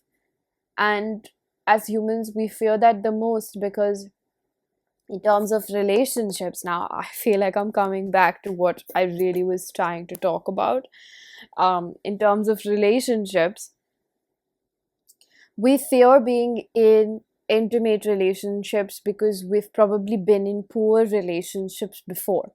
Now, this is where I pull you out of the spiritual world and I bring you back to your physical reality. It's almost like, because we've had really poor experiences and we've not experienced good love, we've just experienced pain. We think that the more that we get involved with someone that can genuinely love us, or if we experience true love, it's gonna hurt us, it's gonna shatter us, because we experience both parts of it. So you're like, I've only experienced the worst of it, and then why the heck would I want to experience the best of it? Because if that goes wrong, then it's gonna break me apart. So it's almost like, in the sense that relationships and good relationships and the gamble on relationships, or just being in love, always comes with the risk of getting heartbroken. There is no alternate way around, shortcut, or a backhanded door, or a back door to get the love that we are craving. So it's almost like, in a sense, this connection may be that this is optional. It may be that you're sticking on to this because you know that this remains surface level. You see that this connection cannot go very deep. You feel a connection to them. I understand that. There's also slight trauma bonding over here. But that's not for all of you, because for some of you, this connection is not even explored completely, or it's over and you're still stuck on this person. So it's almost like, with real versus fake, smokes and mirrors with Neptune, sacrifice. All of these cards have the keywords of what I've been talking about, okay? It says, in unpredictable circumstances, surrender to mystery. Inspiring but deceiving, smokes and mirrors, real versus fake. Sacrifice ego for good. Self-destruction and self-sabotage. Mystic, I said mystic. Mystic, creative, witchy, escapism, writing poetry, music, divination, mediumship. So this is very psychic, right? Artistic abilities, substances, mimicry, copying others. That is what I said about some sort of disorder. It doesn't have to be a disorder, like something diagnosed. It can just be a dysfunctional relationship with yourself that facilitates a dysfunctional relationship with others. And that can be signified as, in simpler terms, just not knowing who you are, being unknown to yourself, needing to be flee alone, and emotional games. That's why I feel like this reading is just for your information, because I think that we took a pretty big detour, not because things were not related to this situation, but genuinely because you are someone, and this reading would really help someone that is actually looking to understand themselves. I think that I get this feeling that it might be all bullshit for someone who's just desperate to understand this connection. But for someone that is actually looking for answers, would understand the purpose of this reading, elaborating upon who you are at the end of the day, and why this relationship or this connection triggers you so much, because who you are is not just the sum of the good things and the psychic abilities and your spiritual discernment and your spirituality and your wisdom and your experience. Who you are is also a sum of what your previous lineage, people have been through, your family has been through, what your parents have been through. You will understand this part, the memory in reverse, which reflects on things you don't remember but you still carry in yourself, when you truly understand how human evolution and procreation works. Because you can't discard the genes that have been given to you. Your DNA may carry something. Because there is a reason why your grandparents were conceived, and then your parents were conceived, and then you were conceived. And why did they just decide for you to be that person? Why didn't they let you conceive and live a miserable life like them, and then let your children perceive, and then your grandchildren have that? Why didn't your ancestors or the universe decide that instead of your grandparents being the prodigy child, you are that? Why is it so? If you really think about it, you would understand that there is something in you with the true gem that is the X factor, not anybody else. So your dream or your craving or your yearning to look for answers outside of you is ultimately a waste. You can actually climb those mountains just by sitting within four walls and learning how to go inside yourself. For every person, seeking those answers is very different. And that is very difficult. I'm not preaching something that I don't find difficult. It is very difficult to sit with yourself and calm your own thunders. That is why not everybody is able to do that, because it takes a lot of dedication, consistency, and discipline at the most, because you do these things even when you don't feel like doing it. That's what it is. So I feel like I've spoken a lot about other things which I feel like are very, very important. But I'm going to pull out these cards that I have. We have player. I'm hearing the song. I don't want to be a player no more. I don't want to be a player. I can't stay mad for too long. We have obsession. And we have financial issues. So I feel like this is a mirrored energy. Despite of how you are also someone that probably, either you're the type that just doesn't want to be in relationships, or you're the type that can't be without a relationship. That's what I pick up. Because the player is not just about maybe the certain type of individual that you're dealing with, but it's also about forgiveness with I can't stay mad for too long, and obsession because you can't stop thinking about them. But the financial issues I pick up is yours. It could be your person, but a lot of this energy that I pick up is just about you. This reading is not about the other person. And I'm sorry if that's what you just came looking for. I can help you with that. I can understand how that person of spirit is like, no, don't do that for them. What can we give them then, spirit? There's this card which says,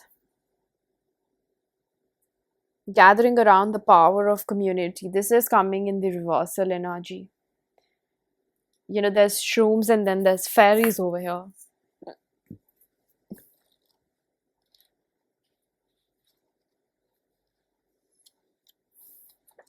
They're telling me that no amount of advice is gonna help you till the time you're not willing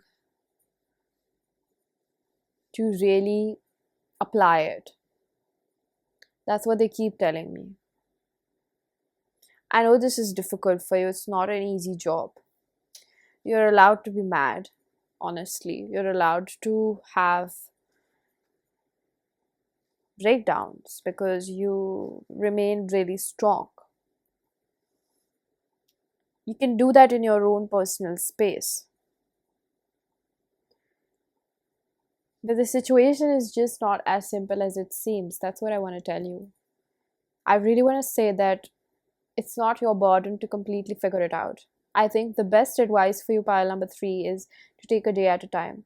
So if that is to still engage with this person, keeping a healthy distance, considering you know that this is not completely right for you, or giving yourself specific instructions that I'm going to mentally prepare myself for this time, and then slowly by slowly I'm going to cut off communication with this person. A lot of it is something that seems scary because our body has a biological reaction and attachment to it. Your spirit wants something that channels its strength through you and you're able to fight through circumstances, but it doesn't remove your or nullify or humanly experiment that persists in vanity. There is a very Humans are made in such a complex manner that we all aim to be such divine people, but all of us act stupid, filthy, and obsessively vulgar at sometimes, because that is literally our nature. We have good traits, but we have bad traits as well, and that is the whole game of playing this role or character as a life on earth. That's why they say that earth is a school, it's a karmic school, it's bloody shitty. So for this reading, I would say that try to take things at a time. And if right now you can't even fathom cutting off with this person, it's completely fine. I understand. You don't have to be hard on yourself, but maybe you can just give it a food for thought. Maybe you can mentally start detaching from this person. Maybe you can emotionally embrace yourself that this is something that I'm going to do. It's almost like whenever you have the leg day at the gym and you have to mentally tell yourself that this is what I'm going to do in the evening. Like that literally happens with me because I have to work on something that's going to require a lot of energy on me, out of me. It's probably a little lame of an example, but it's like exercising a muscle. I do it because I know it's good for me, even though it's difficult. So that's the kind of thing that you have to imply. I'm not going to force you because I don't think that this is something that I want you to do by somebody scolding you or making you feel like your livelihood is threatened because you carry a lot. This is something that, you know how they say that you can only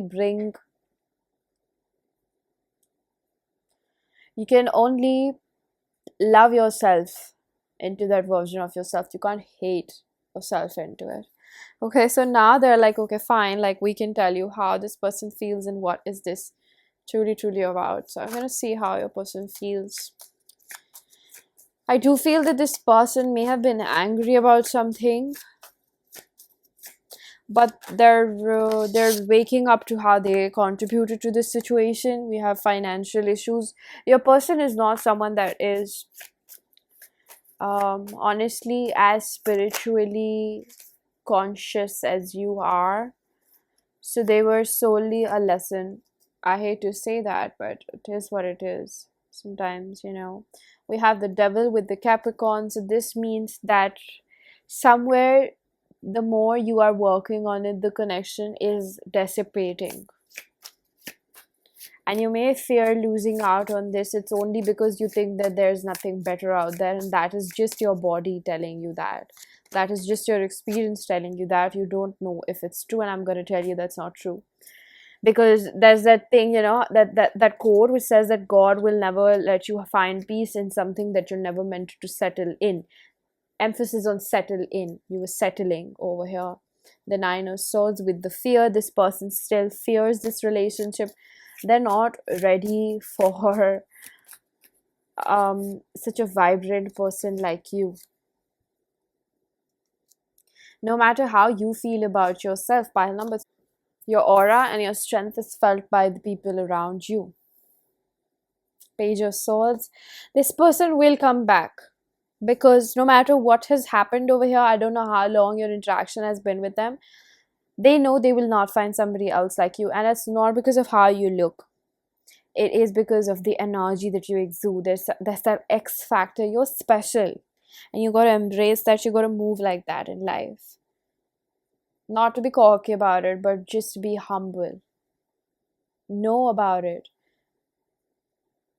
Absorb that. Knowing that you're special. I'm going to pull out a few I'm going to pull out a few channel messages from your person to conclude this reading. If you wish to book a personal reading or get messages from this, information is given down below.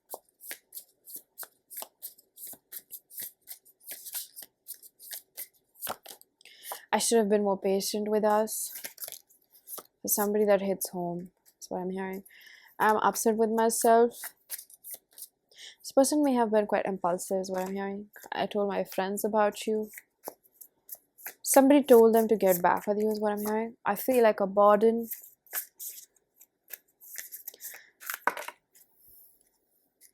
I do want to say things don't happen by chance in life. You were meant to experience it with this specific person, and yes, you are also special to them. Don't be impulsive. I just said that. Thank you, Spirit. I enjoy talking to you and spending time with you. I lied when I said I didn't have feelings for you. And I understand your needs now, is what I hear. They understand you now. So pile number 3, this was your reading. I'm going to leave it here. I really do hope that this was helpful. If it was, please do hit the like button. Subscribe for more. Hit the bell icons. Whenever I upload next, let me know down in the comment section how that resonated. Information for personal readings is given down below. And I am going to see you guys in another one. Bye-bye. Hello, pile number 4. If you chose the card of union, this is going to be a reading about what kind of a connection this is. We're going to figure out what Spirit has for us. There seems like a kind of connection that may be very confusing for you and your person, because there's almost this sense of, and the card says serious relationship, marriage, and partnership, because it almost feels like you feel like you're deep in love. You can't see yourself with somebody else. It's not like I don't find other people attractive, or like, seems like a new connection. It's possible, or something that has not been completely explored on a tangible physical level, but either the feelings have evolved, and for the better, in a sense they've become deeper for both of you, and especially your person. Because I think that this person, whoever they are, were not accepting their feelings completely before.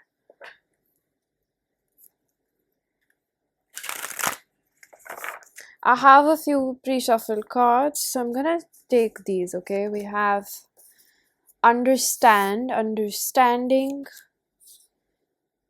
bringing in justice, balance, moved on, and protecting connection from others.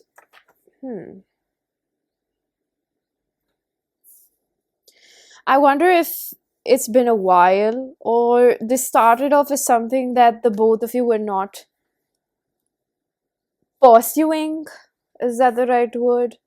Or you were just not paying that much attention? This is a little confusing, because I think that whoever picks this pile, there's a lot of people that might watch this, and it may vary to your own specific situation to situation. So if I do catch what it is, take that. That's very good. If I don't discard the message, because there's a reason why you chose it. So I think that with bringing justice and balance, this can talk about either you went through a really bad relationship before this, and that's a very good possibility for majority of you that I pick up over here, that you went through a bad relationship before you met this person, and this relationship is over here for you to be reminded of not just how much you suffered in the past, not just how much what you went through before was not normal, not just how much what you put yourself through was because the example of your parents was that poor, but also that there is hope for you, that you deserve better. And I think that all of this is being translated as look at your baggage. So when this connection is bringing out so many feelings inside of you, which are sour, which are pain, which are hollowness, which is about maybe being maybe not being able to stay single, or completely staying single. But for majority of you, I see that here you have been afraid to trust a person, because you have given yourself, I'm hearing the song truly, madly, deeply, like you completely surrendered yourself into your feelings for that person that you had before.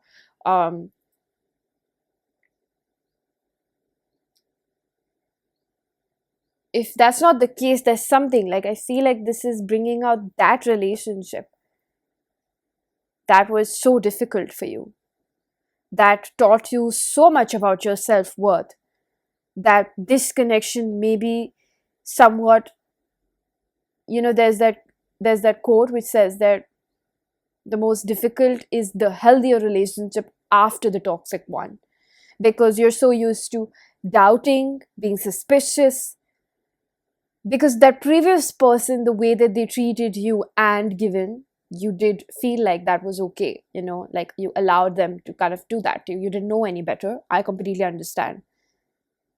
You may have moved on from that situation, but the pain of it remains with you. That's what I'm picking up over here.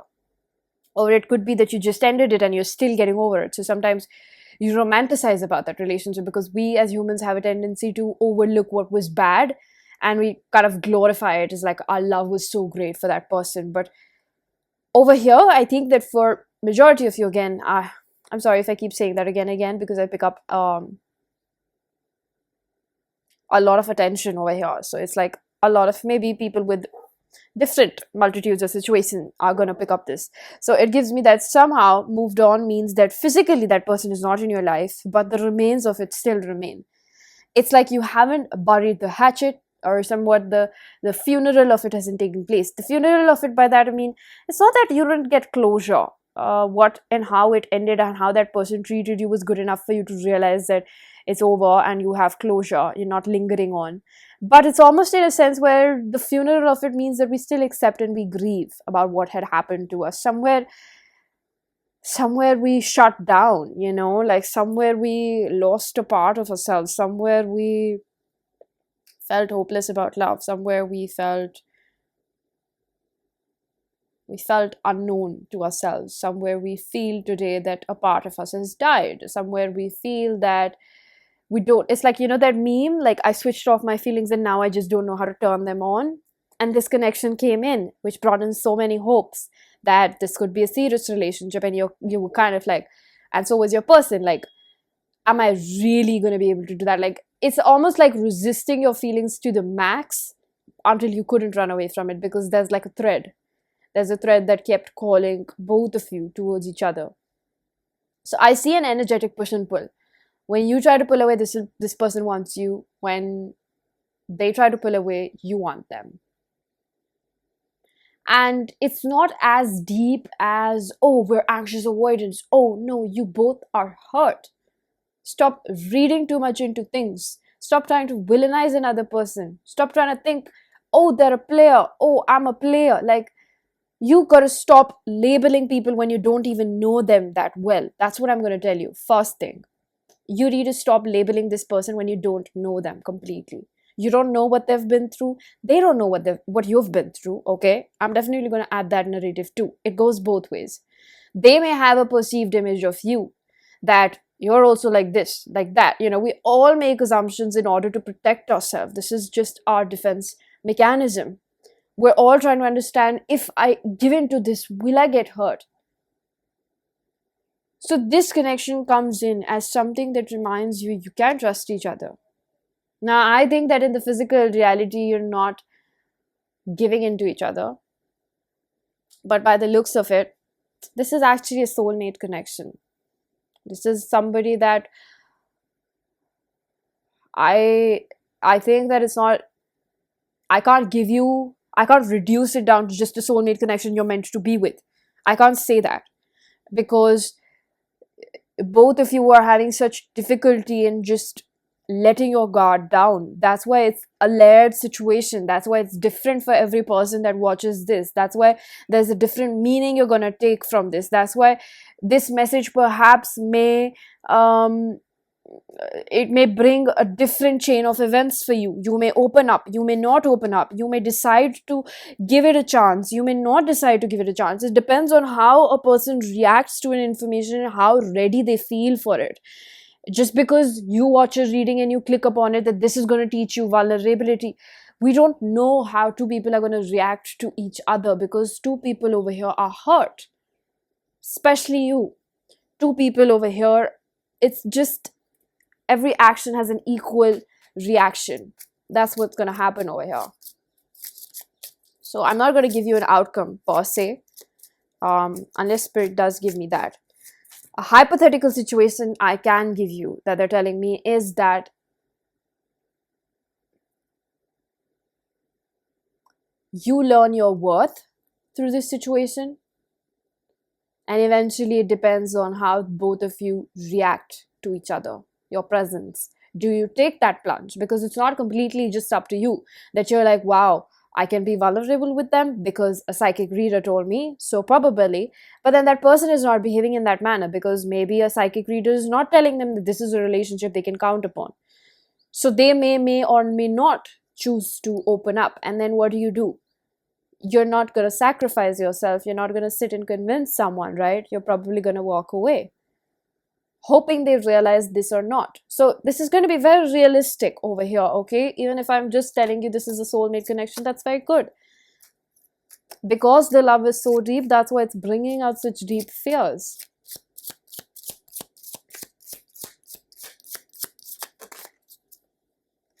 So we have triangle in reverse, crowded relationship and choices. I think whoever this person was, you're kind of changing them into a family person, and so are you changing. Mature woman and family, and then we have triangle in reverse, choices and crowded relationship.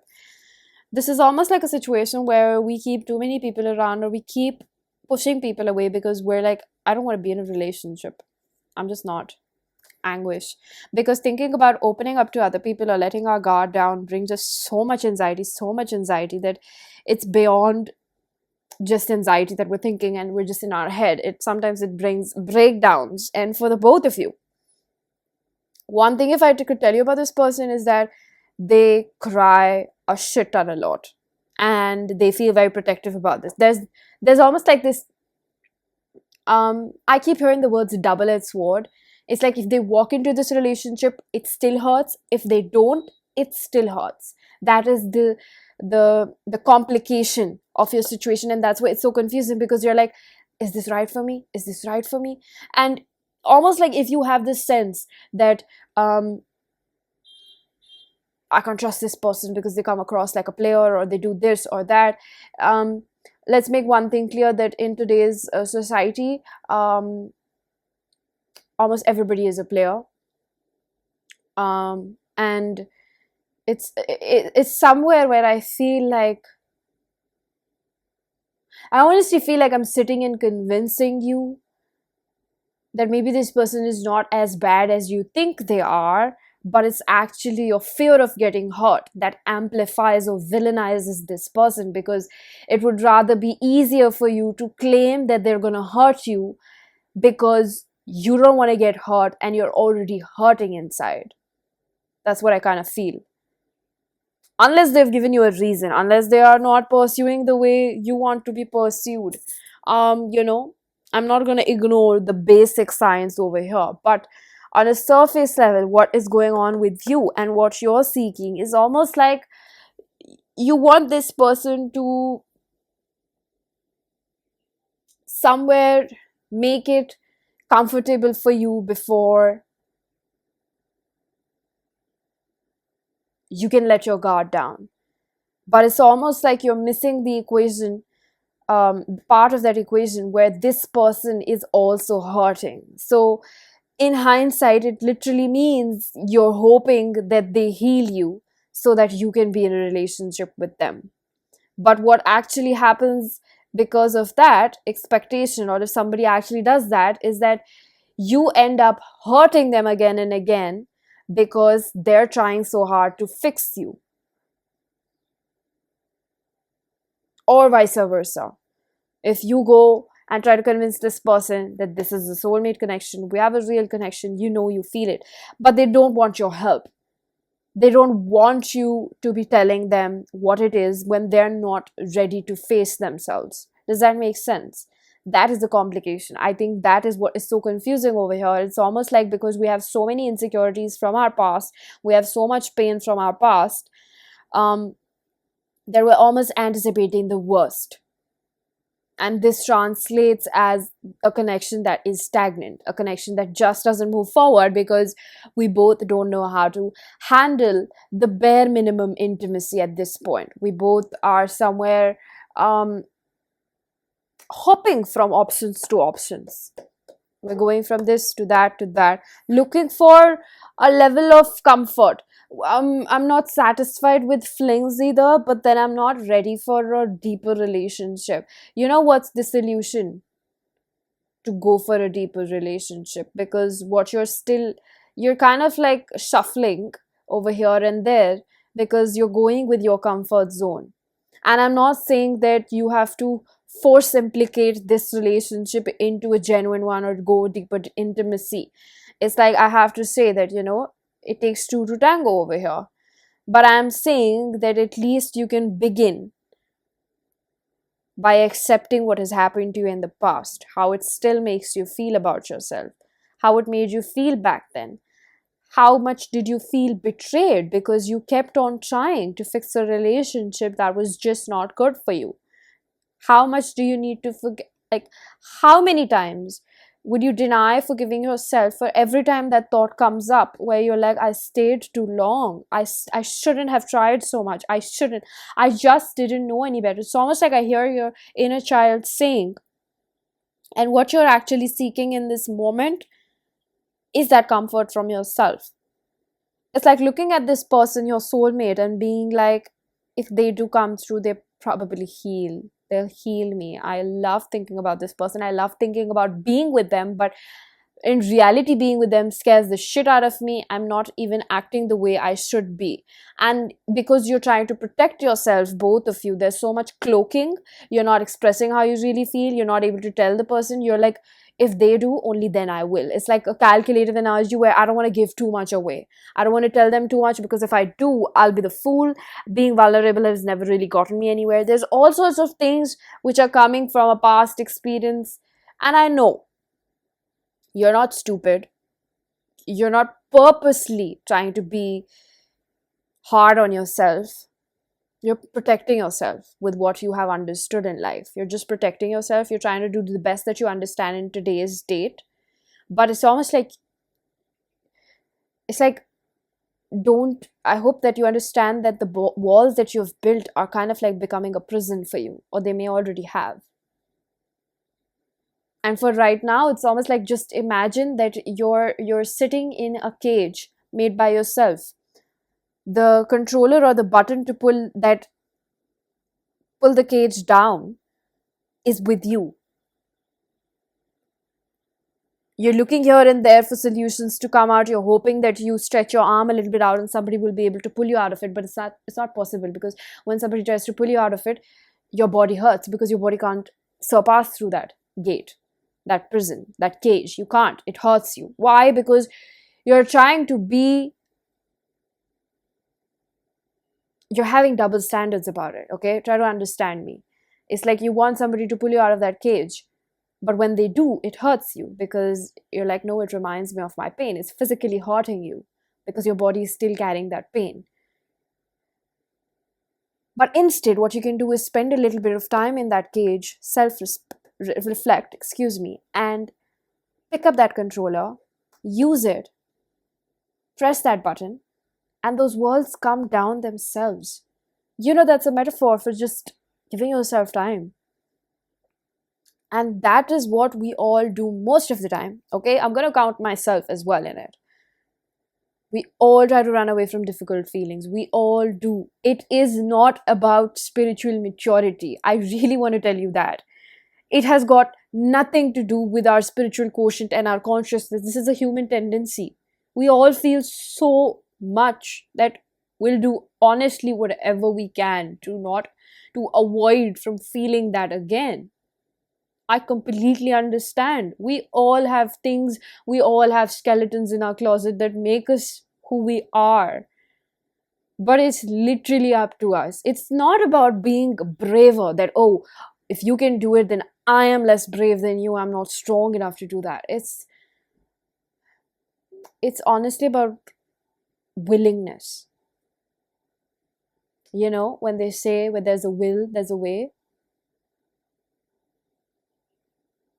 Stop seeing it as a hack to get this person and start seeing it as something that is for you. Because when you do it for you, when you look at those things for you, it is truly, truly to just take care of yourself. This is because you finally understand that whatever I did, I was trying my best. Today also, whether I am able to face it, whether I am facing it or not, I am still doing my very best. The universe knows when it's the right time for you to face something, and this is the time to face it. The universe gave you that time to just let it be, right? The universe was like, okay, fine, maybe he or she needs a little bit of time, maybe they don't need to constantly be working on difficult emotions. It's like different things come up, right?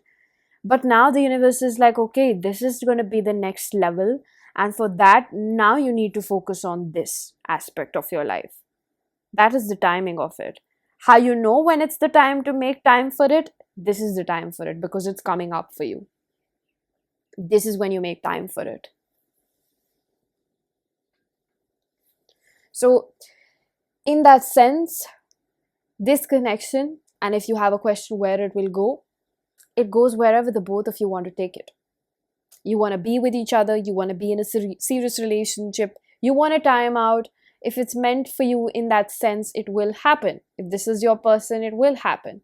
You still have free will, the both of you. If that's what you want to be for each other or yourself, it's just about free will over here. It goes wherever you want to take it, because we do have the union card, serious relationship, marriage, partnership. So there is potential for that. But I'm not going to give you I'm not going to give you a false promise over here that this is where it will go. Because things change, energies change. You know, what if you heal and then you don't want to be with this soulmate anymore? What if you heal and they also heal and they realize that you are the one that they want to be with, and you also feel like they are the one that you want to be with? There's n number of cases, you know. There's n number of things that can happen over here. That's what I'm giving you the liberty to imagine and create for yourself. So we have the card Straddling Worlds, Wandering Between Realms, number 52. So, you know, I said that you guys cloak a lot and I'm like eating up my words. So excuse me if I sound like a toddler sometimes. So this is 52. I am going to read from the guidebook, but before that, my general idea of this card is that I first of all think that there is a lot of astral communication. So either it's like you exchange psychic messages, because telepathy between true soulmates is very easy and common, because when two people have such a deep connection, they can hear each other or feel energies, because there's a very vulnerable true connection, basically, right? And almost like because of that, it creates small ripple effects. Like you're feeling some kind of way, so they start feeling some kind of way. You start doing that work on yourself, so they start moving as well. Something in them moves. Okay? So this is all about spiritual growth. You're helping each other release what bothers you the most. That's what I'm picking up over here. You know, this person fantasizes shit ton a lot about you, is what I'm picking up. So Straddling Worlds invites you to become a true wizard, not the one that performs magic tricks, but the one that has mastered the dance between visible and invisible world. Between the realms of form and formlessness, you are the birther of new ideas of original, sustainable ways of being in the world. When the Straddling Worlds card shows up, it's an invitation to get used to living with one foot in your old world and 1 foot in the new. So this is what they said. You may have been living too much in the past by default. And they're kind of saying that now they're teaching you how to move forward. So this is actually a very good thing for you if you really want to believe what I say, in a sense. Because you may be carrying so much pain that was manifesting as physical illnesses, or I almost see you dodging relationships. Like I see like you dodging relationships or running away from anything serious that really hurts you. And I think one thing you do really need to understand is the fact that there is a possibility that if you also don't work out, your issues are the ones that prevent you from developing deeper intimacy. It is a possibility that you may miss out on further genuine relationship opportunities. Maybe this one is with your person as well. Um, and a lot of lessons that come in or bring so much spiritual acceleration in romantic relationships, because that is the kind of incentive that humans have.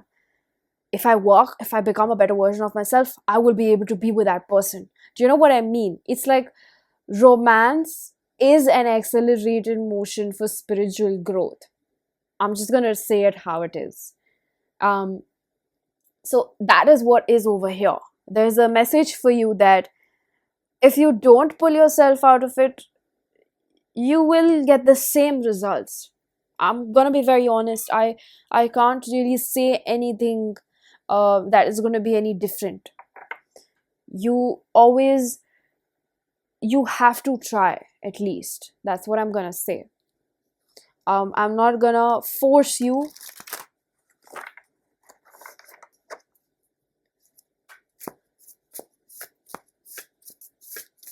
So I'm gonna see how is this person really thinking and feeling about you.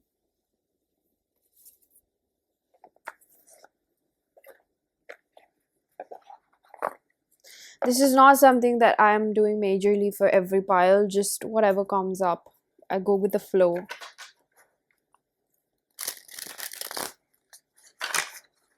I want to say one thing, that if you're scared of being taken advantage of, trust me that you're smart enough at this point. You're not that naive lover who'll just put up with anything in the name of love. So we have the Hermit in reverse. This is Virgo energy. Um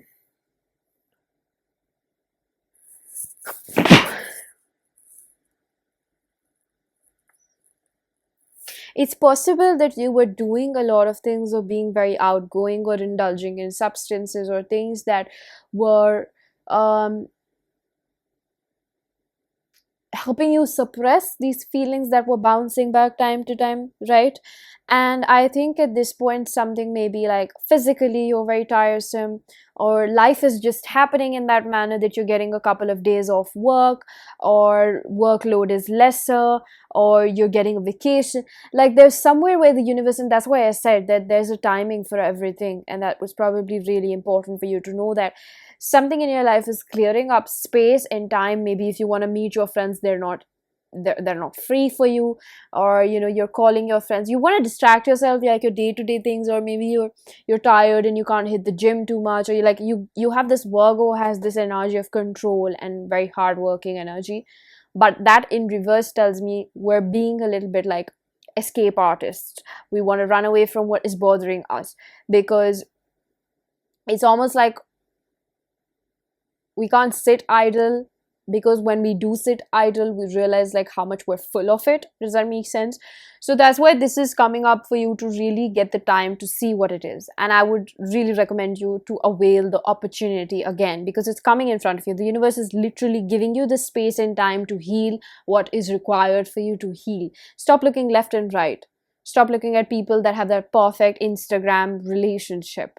Everybody has something that they're hiding, and the relationships that make it are the ones that have probably had really ugly fights, or they've been through a shit a lot. There are there are skeletons in their closet as well. But it's almost like it's about a choice. Every day they're making a choice. I won't give up on you, you don't give up on me. And you deserve that love. You deserve someone that chooses you every day, not someone that makes you go insane in the head and you're scared that that's going to happen to you again. But it won't, because you're smarter than that. You know why you're smarter than that? Because you've already been through that. So it won't happen to you because you've been through that. You know what it feels like. You got to see it. Turn around that perspective. See it as something you've been through, and that's why you know what it feels like, and that's why you won't put up with it. Because it didn't happen to you before, and then you put up with it because you had no experience. You see what I'm doing? We can go in a loop. But because it happened to you, it won't happen to you again, because you know what it feels like. You won't put yourself through that. Six of Wands. So I feel like it's very much possible you can be with this person. That's what I'm saying. You can be with them if that's what you desire. This can really, really be a prosperous relationship. I think you may perceive yourselves to be incompatible with each other, but it's because the both of you are operating out of heavy ego. You're not even showing yourselves to each other. And that's the reason why you're like mistaken. Is this going to be right for me? We have the Queen of Pentacles. You can have love and relationship both, especially if you're a man. The right kind of person is not going to judge you for how much you have. The right kind of person is going to see that value in you. If you're a man, you do deserve a woman or a feminine energy that understands your value with and without what you can do for them. Now, everybody has different wants and needs and the standards that they have for themselves. If you are someone that is still building yourself up, you best believe there is a person out there that will stick with you through the thick and thin. And that is not at all to disqualify any woman who wants to be with a person who's already established. It's just about choices. You don't have to look down upon anybody according to what they prefer. If they don't fit what you want in the moment, just move on. Don't make them feel bad. It's their choice. So in the same sense, if you are a woman who wants to focus on your career as well while being in a relationship, that's also possible. Everything is possible. It's all about straddling worlds. This card found you because it wants to tell you that it is possible. Don't just reject the idea because it doesn't make sense to you. There's always a person who's done something first in the world. Okay? So I'm going to pull out a few channel messages from your person from my self-curated oracle deck. If you wish to book a personal reading or get messages from this, information is given down below.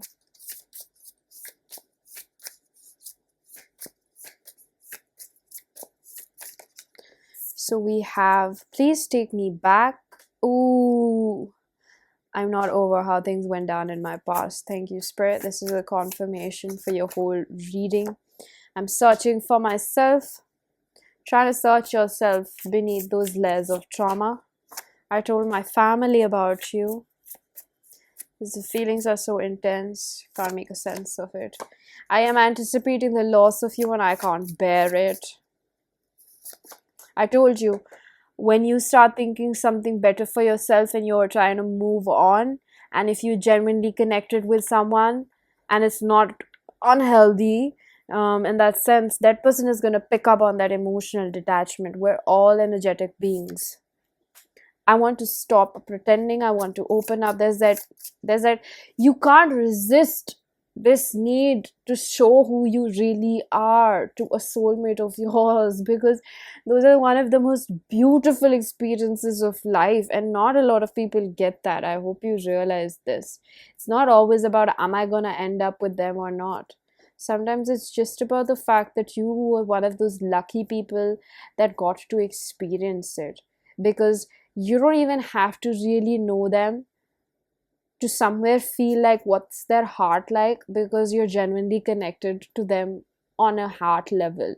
If you're genuinely connected with a soulmate, you know exactly what I mean, because you'll be able to see the difference between who they present themselves to be because they've been hurt and who they genuinely are. I'm upset with myself. Okay, last card is, I don't want to be neglected and you're worth it all. So pile number 4, this was your reading. I'm going to leave it here. I really do hope that this was helpful. If it was, please do hit the like button, subscribe for more, hit the bell icon so you know whenever I upload next.